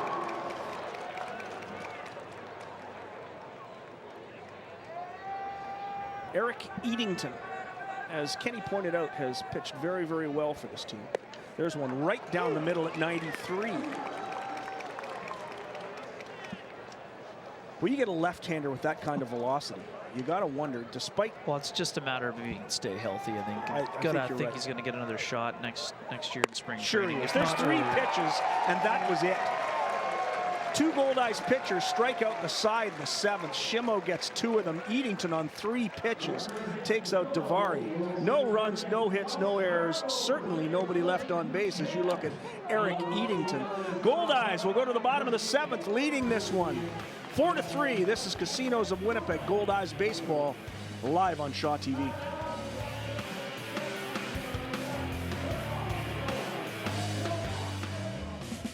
Be part of our show. Join the conversation, share your photos, or ask the Goldeyes a question. Follow us at Shaw TV Winnipeg and hashtag Let's Play WPG.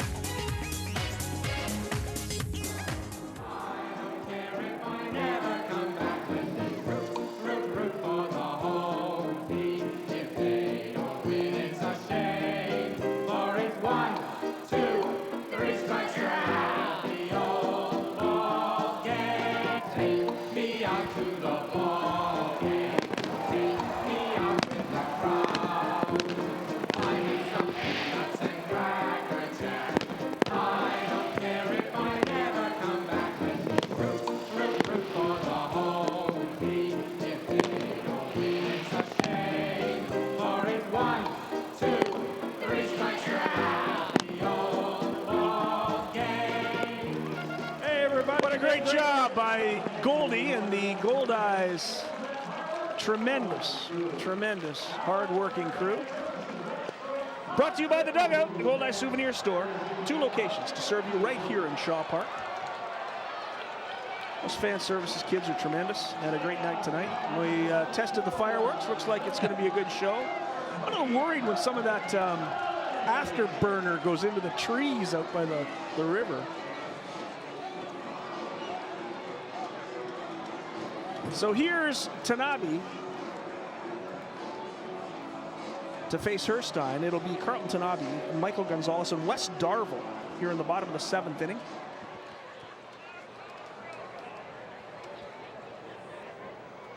As the Goldeyes lead at 4-3, try to get some insurance runs for this bullpen. First pitch is in the dirt for ball 1. Some more activity down there. Herstein misses again, 2 balls and no strikes. But I think that's Cameron McVeigh starting to warm up. Speaking of guys who throw hard.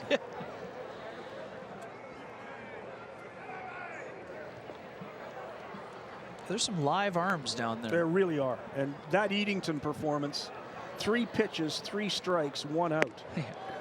Pitch to Tanabe is high, and it's 3-0. So Carlton Tanabe, patient at bat.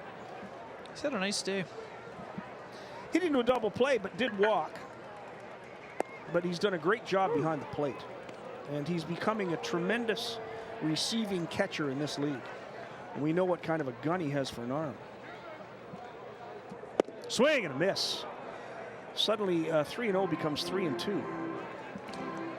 Tom said before the game, gets himself in trouble on occasion when he tries to pull the ball too much. Saw on his double he went the other way, and that time he was a bit late, but was trying to go the other way as well. Just using the whole field. That's what Rick Forney said. The key to him getting his average up to 269 and eventually to 274 is using the entire field. And that's what he's doing here. He is going the opposite way with everything he sees because Herstein is using that outside part of the plate.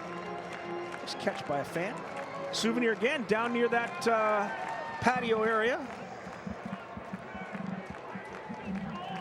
3-2, the count's at Tanabe. Pitch by Herstein. There's a line shot right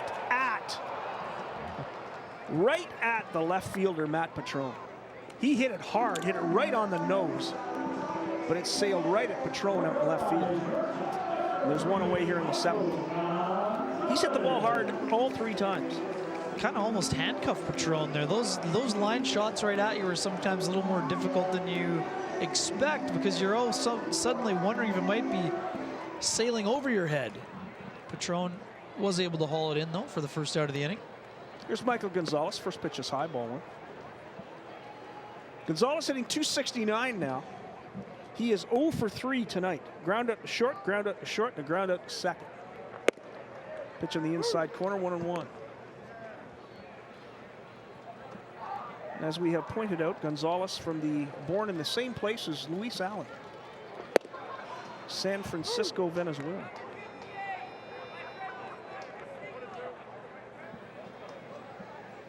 Gonzalez has been a late inning hero a couple of times this season. Big hits for the Goldeyes. There's one hit the opposite way, heads up. That was into the stands like a rocket. 1 ball and 2 strikes to Gonzalez.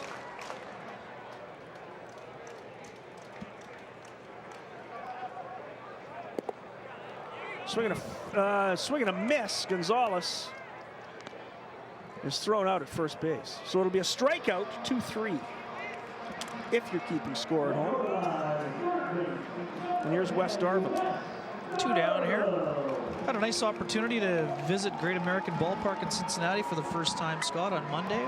Saw quite a game, 11-8 Cubs over the Reds. Chris Bryant, 5 for 5 with 3 homers and 2 doubles. Pretty good outing.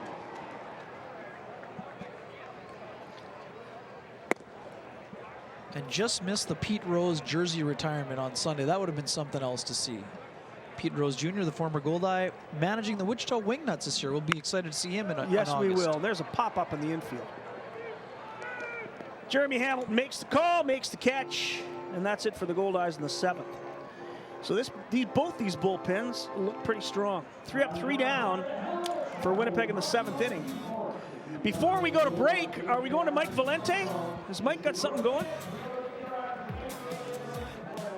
All right, another special guest. We go from Dancing Gregory to Sam, the sign guy. Sam, how are you? I'm doing wonderfully. How are you? You are a big hit at this ballpark so far this season. Has the stardom hit in yet? I'm climbing the ladder of fame rung by rung, you know. So people are starting to recognize me, I guess. And when I show up with my signs, I get some hellos. But there's still a long way to go. That's right. It's early in the season, right? But your signs are so creative, right? You've got something for every player. Now I'm wondering, is there a brainstorm session at the beginning of the season? Are you changing them midway through? Is there like a ranking system? How does it work? At the start of the season, I just I looked at the roster and I just did what I could. You know, some names are really easy to make puns out of. Some ones I really had to stretch. But, you know, I came up with satisfactory ones for every player, so I'm going with that. Yeah. That's right. Rome Street Rome is another one. What are your favorites? I like Rome Sweet Rome. It's simple and effective. I get a lot of people get a kick out of West We Can for Wes Darville. Right. Canadian. Yeah. Griders on the Storm for Cassio Grider is a reference to the Doors song, right, of course, but poor guy didn't know the song, so I had to explain it to him. Oh, so it was a bit awkward, yeah. Appreciate your time, Sam. Keep up the good work. Thank you. Cheers. All right, back to you guys. We'll go to the break, or will we? No, we're going to go to the out-of-town scoreboard. Thank you very much. The out-of-town scoreboard brought to you by Salisbury House, now celebrating its 85th anniversary in Winnipeg. Lincoln just blasted Kansas City today in Lincoln 9-2. And the bottom of the 7th in Fargo, Sioux City and Fargo are 1-1. Laredo leads Joplin 4-1 in the bottom of the 5th. St. Paul, boy, what a good ball club they've got, leading Sioux Falls 6-2. Of course, Sioux Falls in tomorrow, 4 o'clock, right here at Shaw Park. They're in the top of the 8th in St. Paul. And Wichita leads Texas 6-4. They're in the bottom of the 8th inning. The out-of-town scoreboard brought to you by Salisbury House, now celebrating its 85th anniversary. We've got a brand new pitcher for the Goldeyes, Kenny Weeb. It looks like Cameron McVeigh. It is the hard-throwing right-hander, Cameron McVeigh, coming on for the 20th time this season. Scott, 0-1 record, 2.20 earned run average. He has 1 save. 16 1/3 innings, 14 hits, 4 earned runs allowed, 8 walks, 18 strikeouts, opponents hitting just .230 against the big right-hander. Sam's sign, V for victory. Pretty good. Satisfactory, as he said. Satisfactory. First pitch is at 91 miles an hour, low and inside for ball 1. Well, we know we've made it if we get a couple signs. We know Steve Schuster has a sign. Steve Schuster has a sign. If Valenti gets a sign before us, then we know we have a problem. There's a ground ball to Rogers at first. He'll handle it himself. First out of the inning, as Matt Patrone grounds out to Jake Rogers. That'll bring up Brennan Metzger. However, Valente got him the interview, so he could have the leg up in this situation. He probably does. However, I was concerned about Griders on the Storm, as you know, earlier, because Cassio was born 20 years, maybe 30 years after Riders on the Storm. I like it, but I'm Well, I like it older. a lot, yeah. But California guy, probably has heard of the Doors, you would have thought. Here we go. 1 ball to Brennan Metzger. Metzger tonight has a double in 2 official trips. He also has a walk.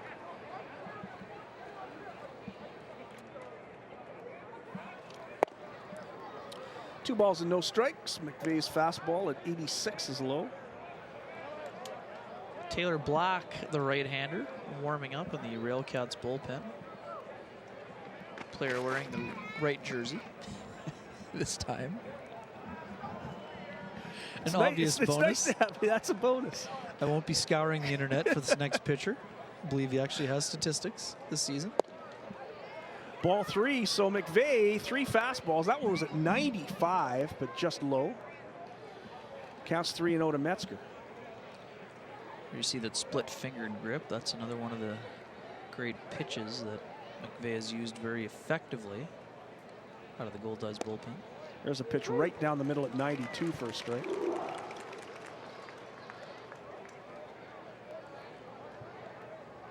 Three and 1 to Metzger. Nobody on, 1 out. We're in the top of the 8th inning. There's a line shot in left field. Over goes P.E. Haslam, a great catch. A shoestring catch by Ridge out in left field. He's made a couple of good catches this week. And it's 2 out. Ball hit hard. Good hustle by P.E. Haslam. I wasn't sure for a minute if he was going to get there, but he really turned on the afterburners to track this one down. There you see it. A little bit of a shoestring grab. Nice job. Tremendous catch. Second out of the inning. And here comes the cleanup hitter, Tillman Pugh.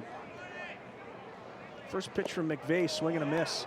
McVeigh goes to the off-speed pitch and fools Pugh. Great splitter, just absolutely fell right off the table right there.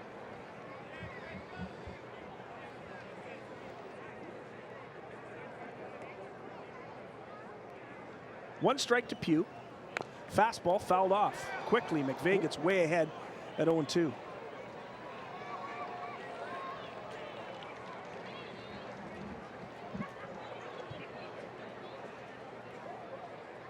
(4-3) Goldeyes lead it. 4 runs, 6 hits and an error for Winnipeg. 3 runs, 5 hits, no errors for the Railcats. That just missed. Tanabe tried to frame it. McVeigh thought it was pretty close. I think he thought it was more than close. I think the youngster may have took that foul ball here. Oh, no. Yeah, they're calling down the EMS. There's a 1-hopper. Splitter in the dirt.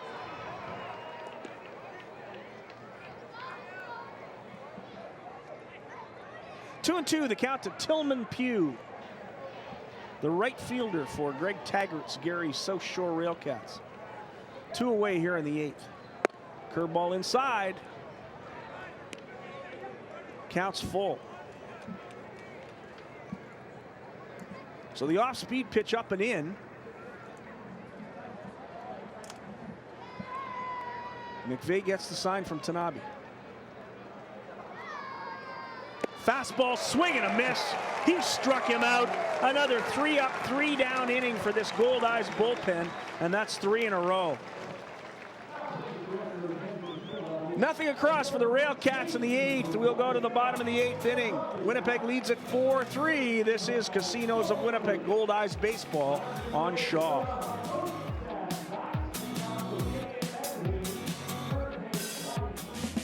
Be part of our show. Join the conversation, share your photos, or ask the Goldeyes a question. Follow us at Shaw TV Winnipeg and hashtag Let's Play WPG. Since 2010, the Players' Cup has raised over $400,000 for local charities. Once again, the Playthrough Foundation will donate 100% of the net proceeds from this year's tournament to support youth initiatives here in Winnipeg. Support your community by attending the Players' Cup, July 7th to the 10th at Niagara Country Club. For details, visit playerscup.golf. That's a great glove. Isn't that a great glove? I love it. It's got some flair to it. Yeah, every girl should have a glove like that. That is terrific. Kids enjoying the ballpark today. We've got a brand new pitcher for the Gary Southshore Railcats. We got a pitcher, and he's not a college pitcher, at least not straight out of college in this situation. Scott Taylor Black, the right-hander, coming on for the 18th time. He's been one of the more reliable members of this Railcats bullpen. 3-2 record, 2.75 earned run average, and he has 6 saves, so he is the closer. 19 2/3 innings. He's given up 15 hits, 6 earned runs, 13 walks to go against just 8 strikeouts, but opponents hitting just .221 against him. Pretty good pitcher, Taylor Black. He'll come in and try to make sure the Goldeyes don't spread this lead. They lead at 4-3. Hey, don't forget the Winnipeg Goldeyes and Winnipeg Veterinary Care Group are proud to bring back Bark in the Park this season. It's Tuesday, July 19th, 7 o'clock. Goldeyes take on the St. Paul Saints. Bark in the Park is a special dog-friendly baseball game. Fans are invited to bring their dogs to watch the game. It'll include various fun dog-themed entertainment, prizes, giveaways, pet-related vendors with lots of treats for our furry fans. Tickets to Bark in the Park are $14 each and include admission for 1 human and 1 dog plus 1 free doggy treat bag. It'll be great. Tuesday, July 19th, Goldeyes in St. Paul. It's a pitch popped up off the bat of David Rome. Jeremy Hamilton makes the catch. Got bad news for Mike Valente. I got bad news for Mike Valente. Yeah. Very bad news. I think Mike's in trouble.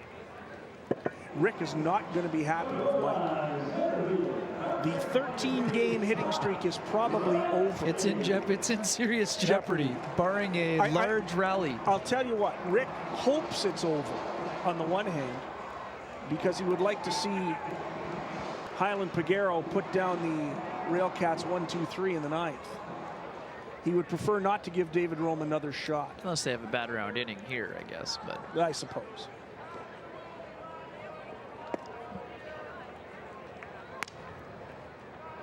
Taylor Black's a pretty good pitcher. I'm not so certain that we're looking at a bat around here in the 9th or bottom of the 8th. 1-away, Josh Romanski at the plate. Here's the pitch. It's high. That'll fall under the unlikely category. Yes, 2 balls and no strikes. Romanski has a single in 3 trips, a run batted in. And it was a flare, broken bat flare, that drove in what could be the winning run. Pitch is way outside. 3-0 the count now to Romanski.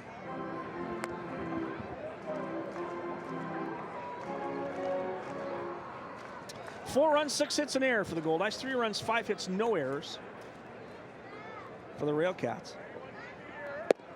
There's a pitch on the corner. Romanski thought it was outside. Taylor Payne calls it a strike.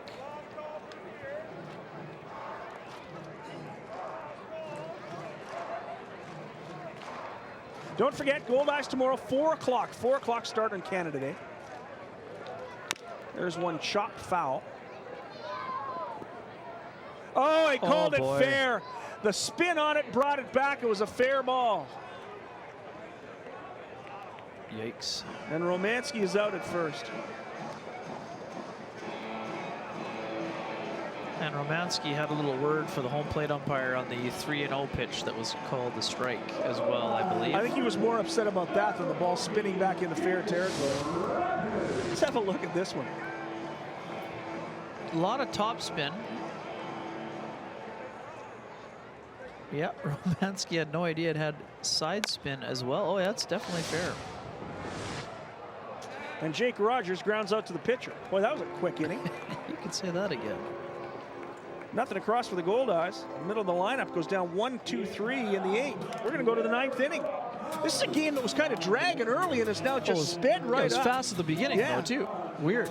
Goldeyes lead at 4-3. We go to the 9th. Chance for the Goldeyes to put it away. Highland Pagero will come up, try to close it out. Casinos of Winnipeg Goldeyes baseball live on Shaw.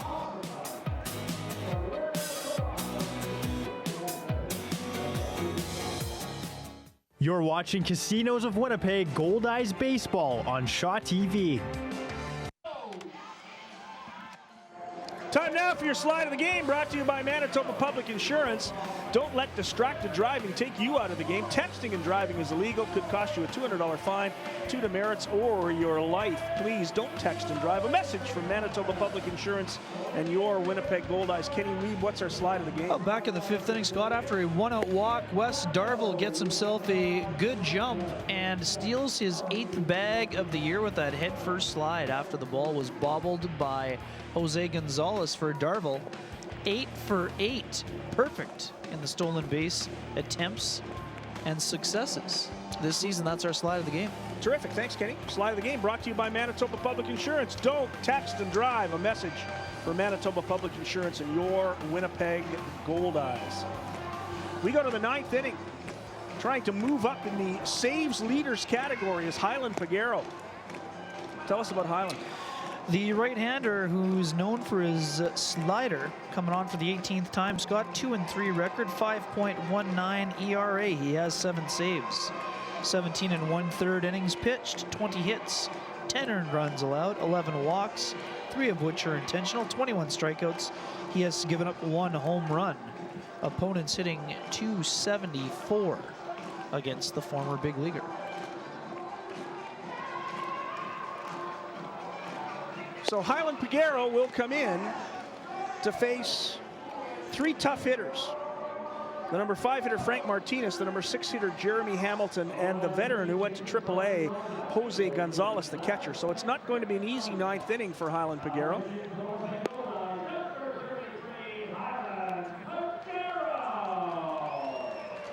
But a big inning. The Goldeyes would like to win this series, get to 21-19, stay in that race at least for the wild card.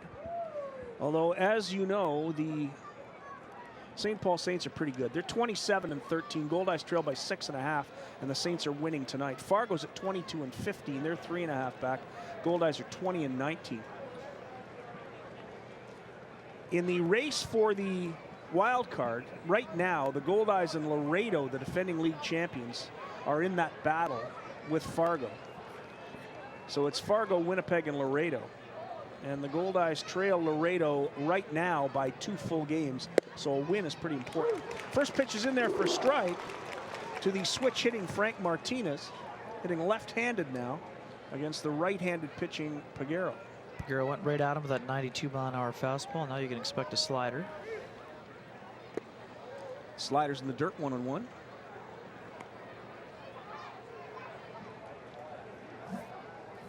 All this high socks on these Goldeyes pitchers.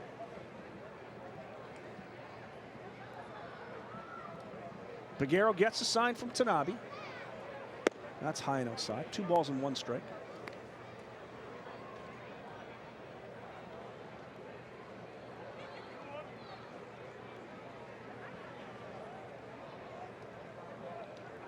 Martinez in tonight's game has a strikeout, a ground out to first, and a ground out to second. And that pitch is high, 3-1. The last thing you want to do is let a runner get on base. Now, Pagero let the leadoff hitter on last night. He went around to third. He was on third with 1 out, and Pagero wiggled off the hook. That pitch is outside, ball 4, and Pagero walks the leadoff man here in the 9th inning. 4 consecutive balls after that first pitch strike. Pounded the zone with that 92-mile-an-hour fastball, then went to the slider and couldn't regain the command the rest of the at-bat. So it's pretty much a guarantee that Jeremy Hamilton is going to square to bunt. With a runner at first, Gary needs 1 run to tie. Pagero gets the sign. Here's the pitch, and there's a line drive off the screen. And there was no squaring to bunt. Wes Darville was in on the grass and was a little taken aback by that swing. So strike 1 to Jeremy Hamilton. Hamilton in tonight's game is 0 for 3. Grounded out to second, grounded out to short, grounded out to second. Martinez has 3 steals. He's been caught once this year, Scott. I wouldn't say he's a huge threat to steal, but he does run fairly well.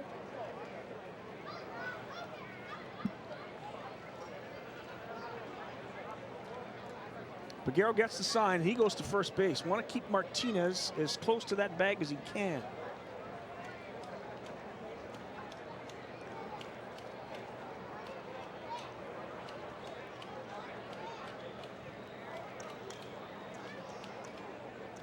Here's the pitch. There goes the runner, and it's fouled off. That was the run and hit.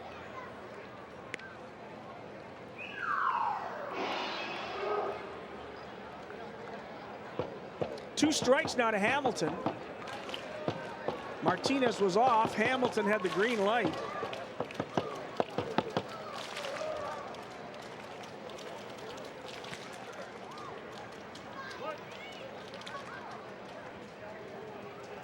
Pregame goes back to first base.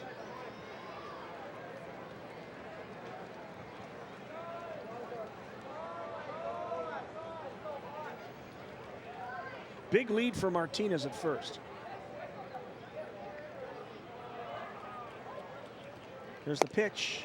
Oh, he thought that was on the corner. It just missed. 1 ball and 2 strikes. Good pitch by Pregame. Thought he might have caught the corner, but good patience by Hamilton. Pretty close pitch to take. Wow. In that situation. Really close. Really good eye. Take.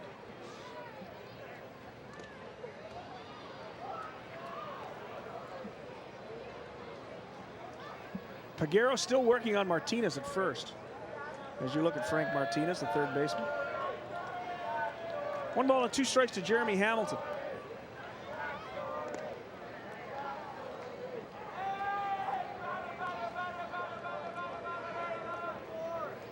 Four-3 Goldeyes lead it. We're in the top of the 9th. Pregame trying to put it away for the 2nd straight night. There's one lined the other way, and it'll drop for a base hit and maybe more. Around third and holding at third. We've got runners on second and third with nobody out. As the flare down the third baseline from Hamilton goes for a double, and a rally is started for Gary.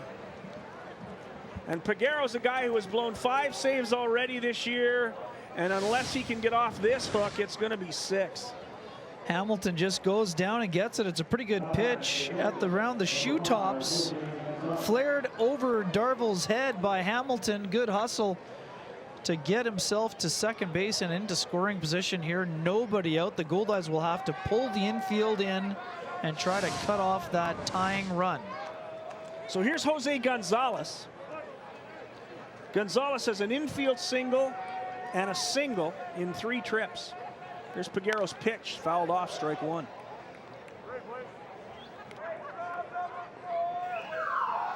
Connor Spink, the left-hander, is up throwing.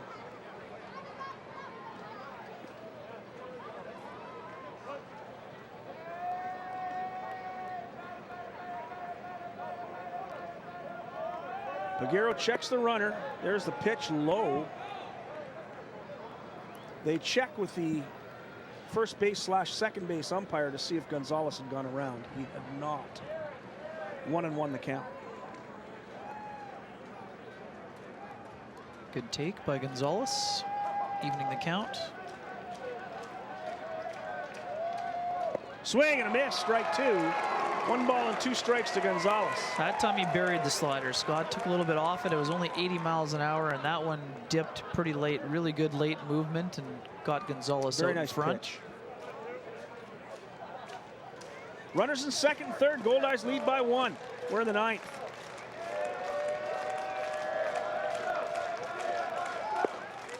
Pitch is low. 2-2. Very close. Good eye again by the catcher. He's had a pretty nice day at the plate here himself. Yep. 2 for 3. Showing off a strong arm behind the plate. Called a pretty good game with 3 young college pitchers before turning it over to Black, the closer.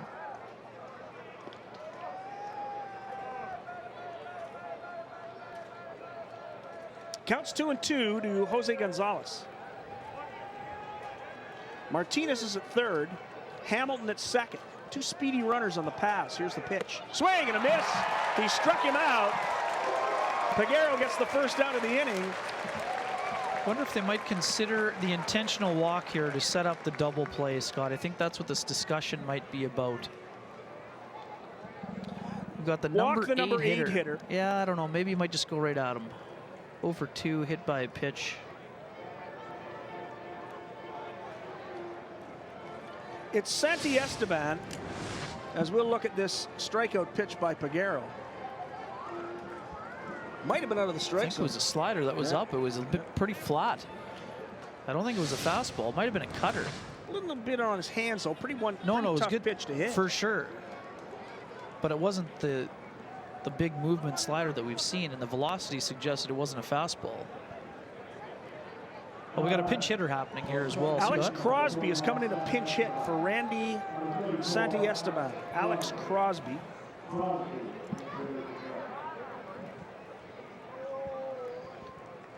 Alex Crosby comes in. 273 on the year, Scott. 28 games, 22 of which were starts. He's got 1 homer, 9 ribbies. The infield is still in. Here's the pitch. And it gets away from Tanabe, goes to the backstop, and we got a tie game. A wild pitch and another blown save for Pagero. On to third now goes Hamilton. A slider that fooled Tanabe in the dirt to the backstop, and we have a tie game at 4. And the go-ahead run advances 90 feet over to third base, Scott. Pitch in the dirt, tough to handle. Ball 2 now to Alex Crosby.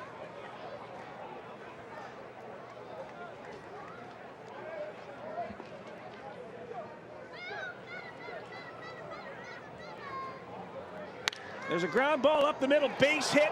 The run will score. Gary scores twice here in the 9th, and they take the lead. And Highland Pagero has given up another lead in the 9th.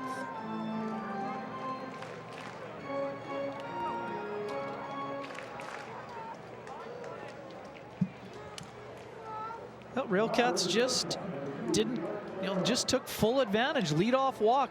It's one of the cardinal sins of relief pitching. You cannot walk the leadoff man in the 9th inning if you're going to be a closer. And it has happened just far too often this season. 5-4 now. Gary leads. This is the number 9 hitter, Jared Medeiros. Medeiros has a single, a sac bunt, a strikeout, 3 trips.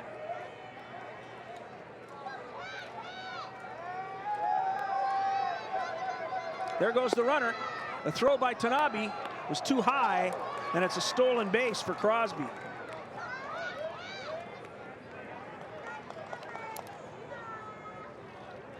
So runner at second now with just 1 out. Gary has scored twice here in the 9th inning to take a 5-4 lead.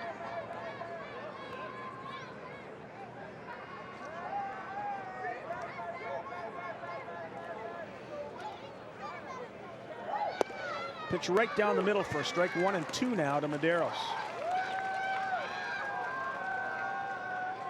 And Railcats aggressive, stealing a bag. They're playing Greg Taggart baseball. Manufacturing runs. Swing and miss, struck him out. 2 strikeouts now for Pagero here in the 9th. That'll bring up the leadoff hitter. We'll go back to the number 1 hitter in the lineup, Albert Davari.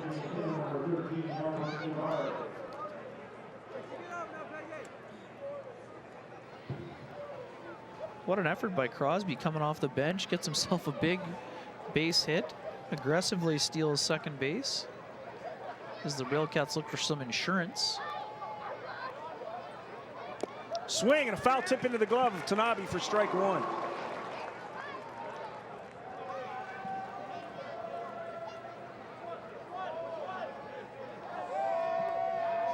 Oh and 1 to Davari, runner at second, 2 away.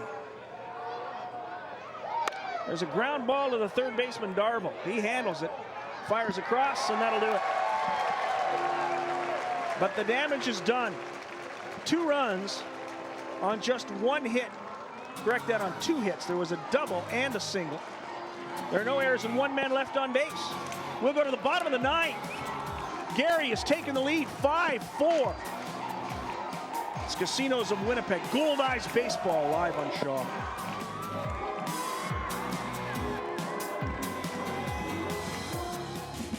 Be part of our show. Join the conversation, share your photos, or ask the Goldeyes a question. Follow us at Shaw TV Winnipeg and hashtag Let's Play WPG.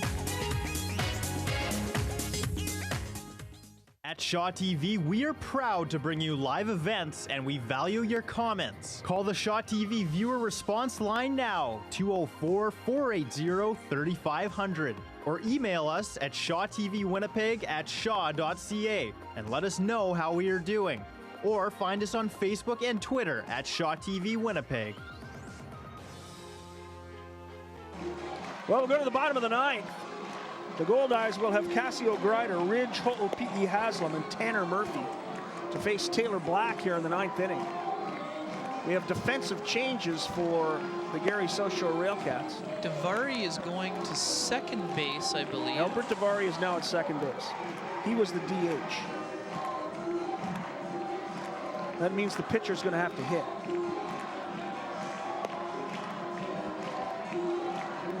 So your designated hitter has gone to second base. So the pitcher will have to hit if this game gets into extra innings. But Davari won't come back up for 8 more batters since he was the final out of the 9th inning.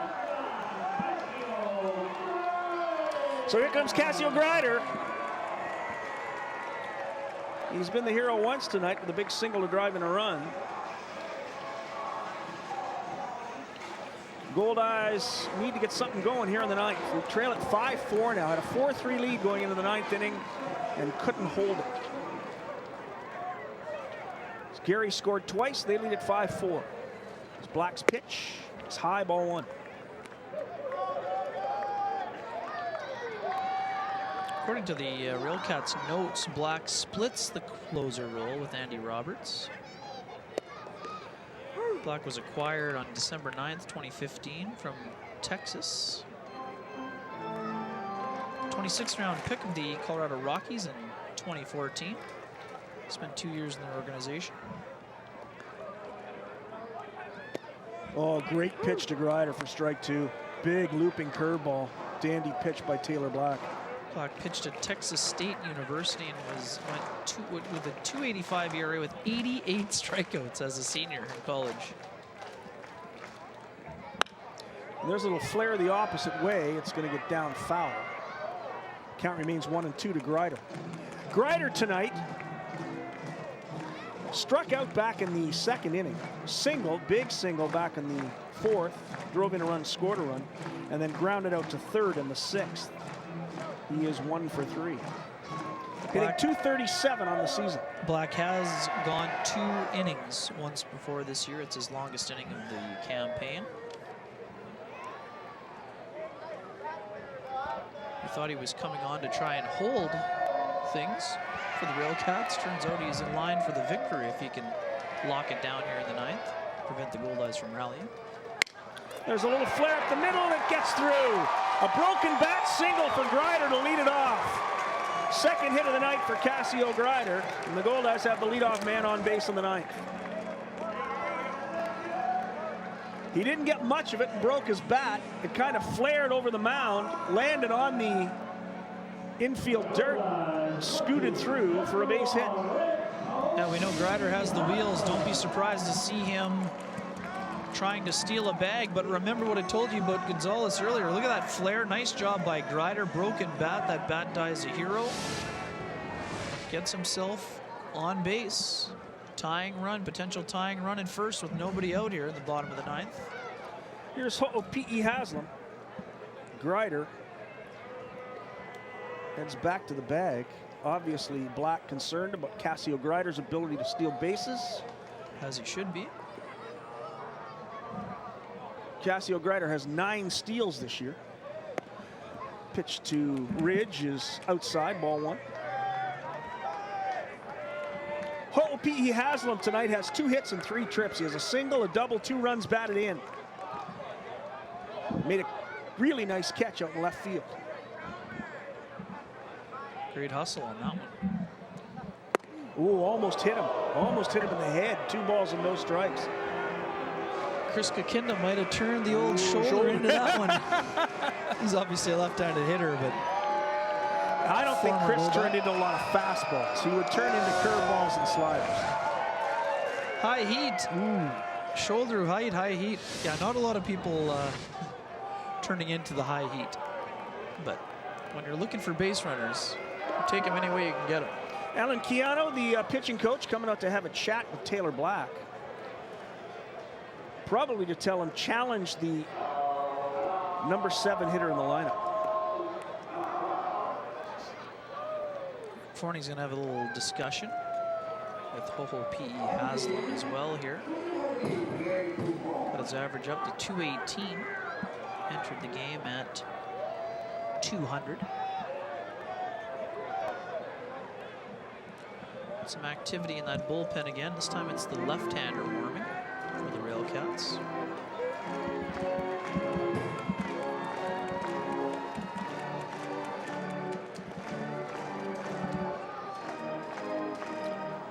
So Keano has taken his message to Taylor Black, and Rick Forney has given his message to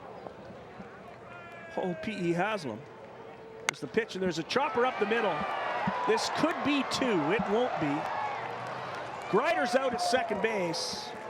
Ridge is safe at first on the fielder's choice, so it goes 4-6 to put out at second. 1 away, a runner on first, and that'll bring up Tanner Murphy. Looked like that one might actually scoot through. Except that twice now they've played him perfectly up the middle. Yeah. Nice play on. Good defense, good scouting after just 2 games of seeing each other. But I mean, off the bat, it looked like it might skid right through and into the outfield, but well positioned and a nice job by Davari at second. First pitch to Murphy is foul back onto the roof for strike 1. Tanner Murphy tonight is 0 for 2. He fouled out to the catcher back in the second, and he walked in the 4th and then flied out to the center fielder in the 6th. There's another foul ball the opposite way into the crowd. Aforementioned Andy Roberts, the left-hander, warming up in the Railcats bullpen. The other closer. Yeah, the co-closer. Carlton Tanabe slips into the on-deck circle. He's ready to follow Tanner Murphy. It's a good trade for the Railcats, eliminating Grider from the base paths for Hoho P.E. Haslam, who does run okay, but not a burner like Grider, or not as much of a base-stealing threat, not maybe as polished, if you will. Pitch is low and inside. 1 ball and 2 strikes to Murphy. 2 runs by Gary in the top of the 9th. They've taken the lead.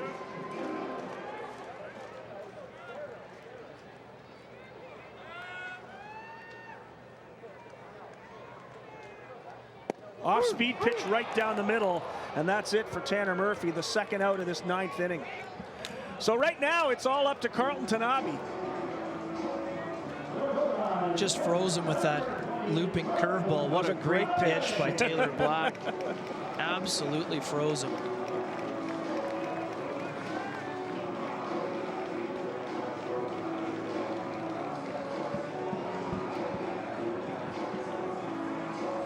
So the Goldeyes could be down to their last hitter. A runner on first, 2 out here in the 9th inning. Carlton Tanabe. He has a double tonight. First pitch is high for ball 1. Doubled back in the 3rd, hit into a double play in the 4th, and then lined out to the left fielder Patron. Hit it hard, but right at Patron and left. There's a shot the other way. On to 3rd goes Hoho P.E. Haslam. A solid single for Tanabe, and there's runners on the corners with Michael Gonzalez coming up. The Goldeyes have a life. Yeah, not going quietly here. Another great job by Tanabe of using the entire field. Got a pitch up in the zone on the outer half of the plate. Dumps it into right field, and that's going to do it for Taylor Black. Greg Taggart coming on. Yeah, here comes Greg Taggart.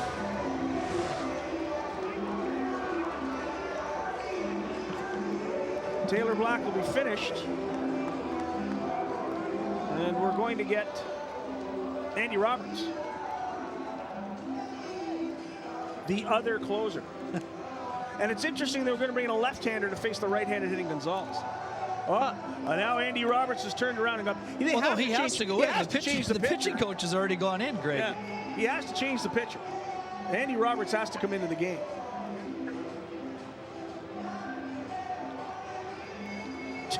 And that's what first base umpire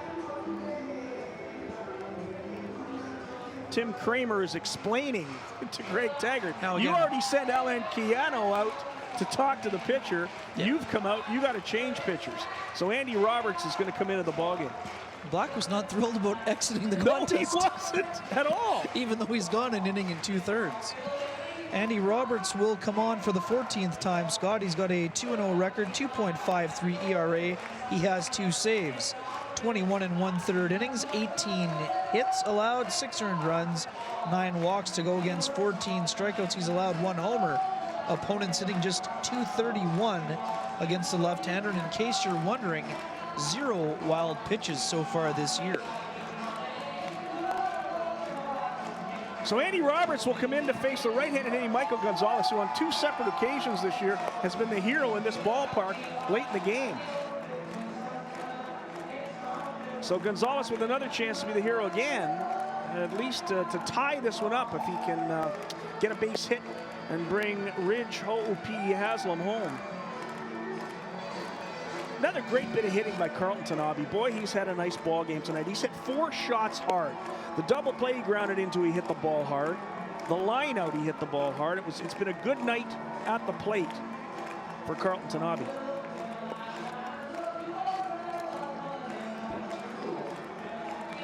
Goldie having some fun, doing some dancing with the fans.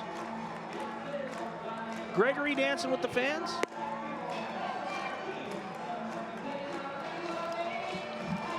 Fun night all around at the ballpark, and fireworks are coming up. Doesn't get any more exciting than this. We're in the 9th. We've got runners on the corners, 2 out. And a pretty good hitting leadoff man, Michael Gonzalez, with a chance to tie it up. Played the hero of the last broadcast we were on. Did indeed. After having a tough day in the field, which made it even more impressive. Gonzalez has 1 home run. He's driven in 19. He has not had a great night. He grounded out to short in the 1st, grounded out to short in the 3rd, grounded out to 2nd in the 5th, and struck out in the 7th. So again, he's in a situation where he has not had a particularly good night, but he has a chance to make everybody forget the other 4 at-bats. So Kyle Anderson is warming up for the Goldeyes in case this game gets tied up.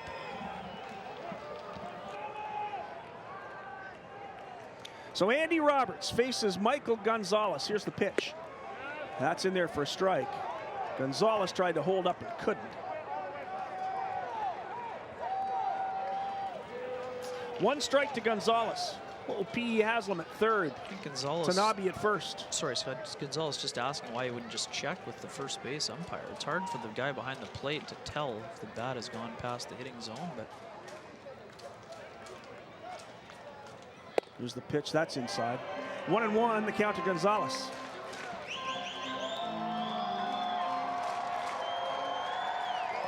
Goldeyes need a hit, or they'll go back to 500 at 20-20 through 40 games. That's high and inside. 2 balls and 1 strike to Gonzalez. So we got a hitter's count. 2 pitches on the inside after that check swing for a strike. Backing Gonzalez off the plate on both occasions. Big gap in right center, Scott. If he can ever shoot something into that gap, Tanabe might have a chance to score from first. It's popped up foul right behind us onto the roof. Count goes to 2-2. So this is about as exciting as it gets. You got a runner 90 feet from home plate. Pretty good hitter and a very good relief pitcher.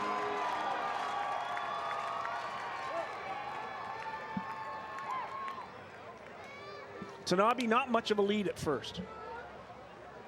Haslam big lead at 3rd. Here's the pitch. There's a ground ball into the hole, and it's handled nicely by Martinez, and that'll do it. The Gary Southshore Railcats scored 2 runs in the 9th inning to come from behind and beat the Winnipeg Goldeyes 5-4. For Gary, 5 runs on 7 hits, no errors. For the Goldeyes, 4 runs on 8 hits, 1 error. The winning pitcher in tonight's game is Taylor Black. The loser, Highland Pagero. Pagero goes to 2-4. He has now blown 6 saves this season. We'll be back with the Shaw Casinos of Winnipeg post-game show on Casinos of Winnipeg Goldeyes Baseball live on Shaw TV.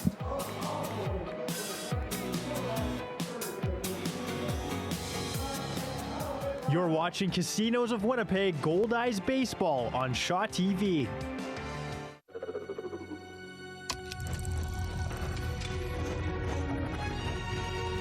There's a secret panda village in the mountains. Welcome home, son. You all look like me. Oh, he's adorable.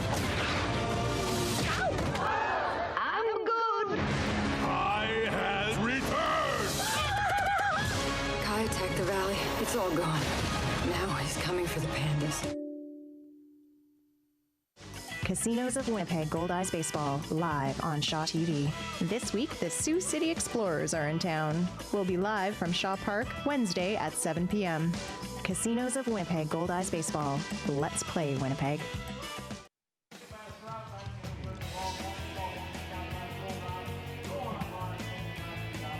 Hi, everybody. Welcome back to Shaw Park, Casinos of Winnipeg post-game show here on Shaw TV. Scott Taylor and Ken Weeb. Final score, Gary 5, Winnipeg 4. I'm looking down at field level to see if Mike Valente is ready, and I think he probably is. So let's go down to field level for Mike Valente and our player of the game. Very much, guys. As the fireworks start, we're here with the player of the game, Alex Crosby. Bit of a strange ebb and flow to this game, Alex. You know, it started off quick, then it really slowed down. Does that pacing affect you guys at all?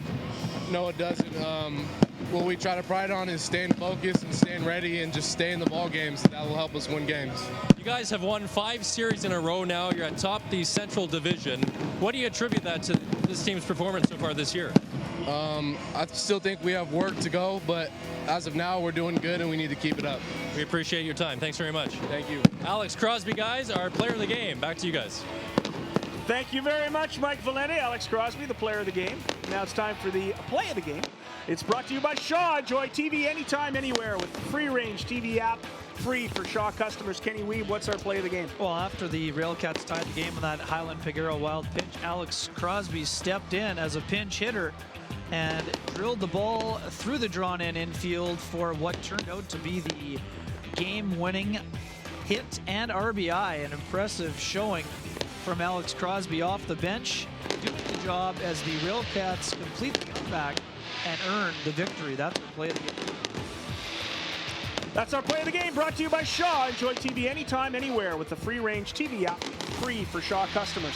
Well, Kenny, happy Canada Day to everybody out there. Like our new red Canada Day shirts. But that's about as much as we can say about this game. The Goldeyes didn't get the closer job done tonight once again. They lose it 5-4 in a game they should have won. An impressive job by the bullpen as a whole. Obviously, Schimmel gave up the 1-2 run hit to tie the game, but otherwise, Cameron McVeigh, Eric Eatington doing the job, but Goldeyes just didn't get the job done from their closer, and that's the closer's job is to lock it down. Pagero unable to do that today after the Goldeyes did do a nice job of manufacturing a run with the Wes Darville walk and then the 2-out hit from Josh Romanski, the bloop single that gave them that 4-3 lead. That's a game the Goldeyes need to win if they want to contend for this division title. It's one of the reasons why they're at 500 right now. They know they're a good ball club, but until they start closing games down and locking it down, it's going to be an up and down showing for them. 6 blown saves this season for Pagero. He's got 7 saves, but he's blown 6. It doesn't help. Anyway, Goldeyes lose at 5-4. They fall to 20-20. They played 40 games. 40% of the season is over. We're going to be back soon right here on Shaw TV. On behalf of Ken Weeb, I'm Scott Taylor. Have a happy Canada Day weekend, everybody. Mike Valente, please take us home. Thank you very much, guys. If you missed our opening tonight, I encourage you to go to our YouTube page, Shaw TV Winnipeg. Type that in. You'll see a beautiful video montage for the Goldeyes set to the music of Winnipeg band Sweet Alibi. The song is called Bodacious. They were here actually tonight signing autographs for fans and selling some merchandise. It's fantastic. Check out their album, Walking in the Dark. It's available everywhere. Our next broadcast will be Wednesday, July 13th here on Shaw TV. Until then, we bid you a good night and have a happy Canada Day.